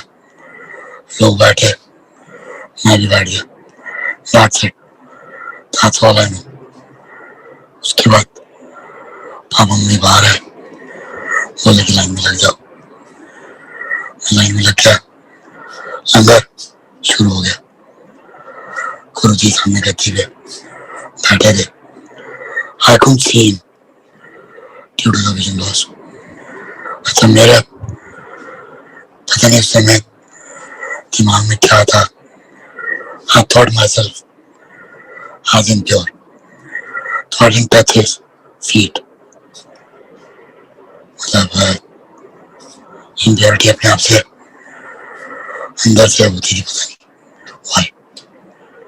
तो प्रॉब्लम है गुरुजी ने कहा था कि टच कर लिया तो मैं छीन नहीं पाऊंगा, खींच नहीं पाऊंगा। तो पापा हर बार आज्ञा लेके बोले कि कल गुरुजी ने बुलाया, मुझे बोला कि तू भी आके ले। मैं माथा टेक रहा था। गुरुजी बराबर में कोई दो सरदार जी बैठे हुए थे व्हाइट कुर्ते में। उनसे बोले ये डॉक्टर साहब का पेशेंट है। बस मैंने गुरुजी का यही लाइन सुनी इन पर्सन। फिर नेक्स्ट डे पापा लोटा लेके गए, बोले गुरुजी ने उसमें देखा, उसको घुमाया, दिया, दे दिया। इट इज वेरी क्लियर कि ठीक तो नहीं था। 7 days वो सारा टिश्यूज गायब हो गया, thin air. Doctor said I was not at all surprised। Yes, he was happy because हमारा रिलेशनशिप डॉक्टर पेशेंट से ऊपर चला गया था। तो he is still very professional. फिर उन्होंने बताया कि गुरुजी उनके क्लिनिक पे आते थे अपना चेकअप करवाने के लिए। वो सीट अभी भी उनके क्लिनिक पे। तो I believe Guruji was just setting the stage for मतलब feel good कि you are so special for God. मतलब ब्रह्मांड जिनके अंदर बसता है वो आपके लिए इतना सोचते हैं. आज तक कभी कभी हो जाता है जब बिजनेस नहीं चलता और अपने पीयर्स को देखता हूँ अच्छी जॉब्स कर रहे हैं, इंटरनेशनल ही वो लोग माइग्रेट कर गए हैं. People who are much below me in studies आज वो पढ़ के काम हो गए. Then I did my graduation. गुरुजी ने मुझे CS की पढ़ाई करवाई, लॉ पढ़वाया. With shaky hands मैंने लॉ के एग्जाम दिए, डिस्टिंक्शन लाई, फिर छुड़वा दिया बीच में. फिर इसी पे एक सत्संग है,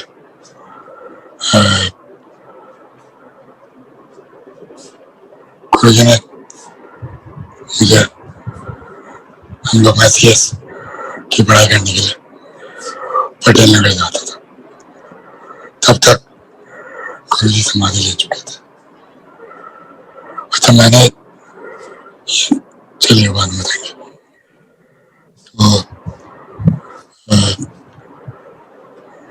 जब पटेल नगर से हम लोग मैं और मेरा फ्रेंड एवरी मंडे बड़े मंदिर जाते थे तो बड़ा अच्छा लगता था उस समय. मतलब गुड टाइम बिकॉज अभी भी अच्छा टाइम है पर उस समय रूल्स रिलैक्स थे तो यूज्ड टू एंजॉय. अभी भी करते हैं बट तो गुरुजी ने सारी सेवा करवाई. हर सेवा का गुरुजी ने एक्सपीरियंस दिया मुझे. With this voice, with those eyes, with those hands. दोनों पैर में फ्रैक्चर थे. मेरा लेफ्ट हिप आर्टिफिशियल है, इसका भी एक सत्संग है. और फिर ऐसी CS की बात है. एक टॉपिक था डेरिवेटिव्स जो मुझे बहुत इंटरेस्टिंग लगता था. मैंने हमें मम्मी पापा को कल नेक्स्ट डे हरिद्वार जाना था. उन्होंने ऑप्शन दिया तो हमारे साथ चल या क्लास कर ले, it's your option, you are free to do it. मेरा दोनों का मन था तो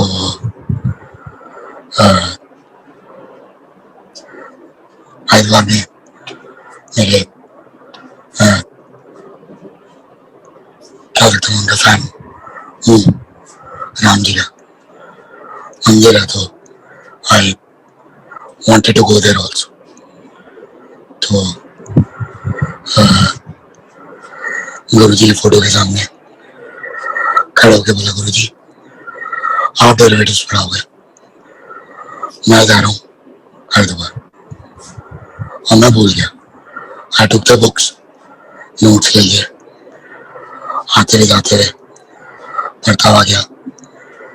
आपसे मैं फ्रेंड को कॉल किया, उसी फ्रेंड को जो बड़े मंदिर मेरे साथ जाते थे. ये सर नीरज तू तो बड़ा लकी है यार. मैंने बोला क्या हुआ? पता है क्या हुआ? जिस so class was divided in 3 parts: company law, securities law, and labor law. तो this topic was securities law. तो कंपनी लॉ पूरी क्लास हुई. 1 o'clock next class had to begin. 1:30.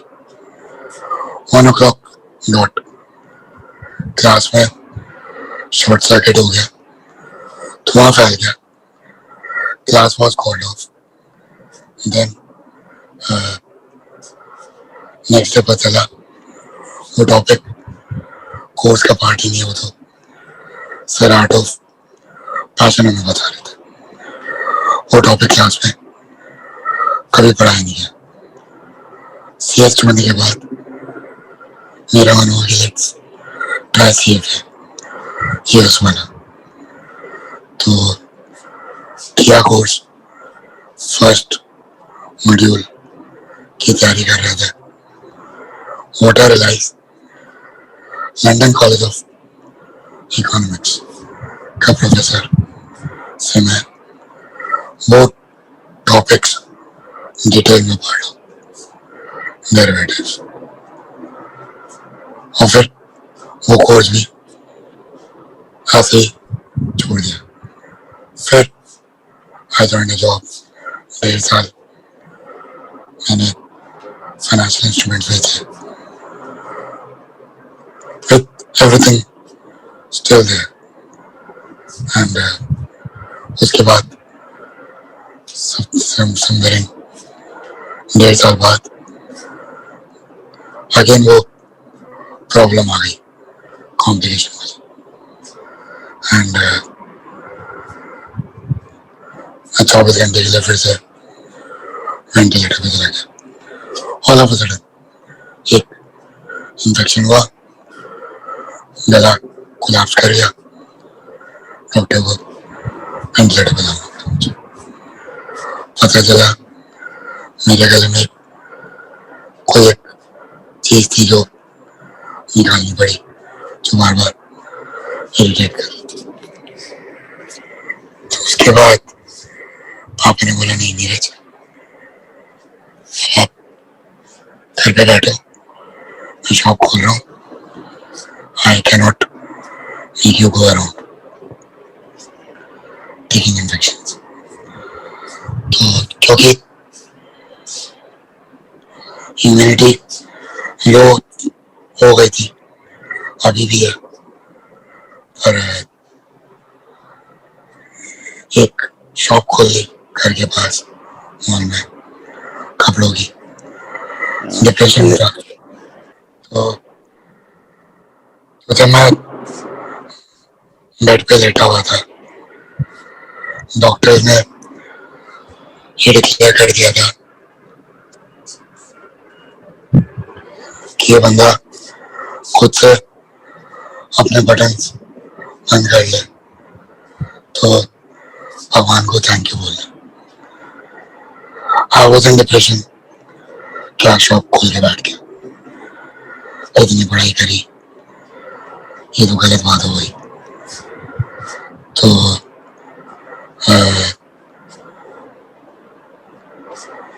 पता नहीं कहाँ से गुरुजी ने फैशन डिजाइनिंग सिखाई, लंदन भेजा पढ़ने के लिए, जो कि मेरा बचपन से मतलब जब से वो विषय की बाहर जाके पढ़ाई करनी है, लंदन कॉलेज ऑफ फैशन से सिखाया फैशन। मेरी वाइफ को भी फैशन सिखवाया, शादी करवाई, और अभी लोगों को मैं शर्ट्स पहना रहा हूँ। सो अपने तो बंद कर ही लेता हूँ। बाकी मैं कल अगर गुरुजी मौका देंगे तो फिर से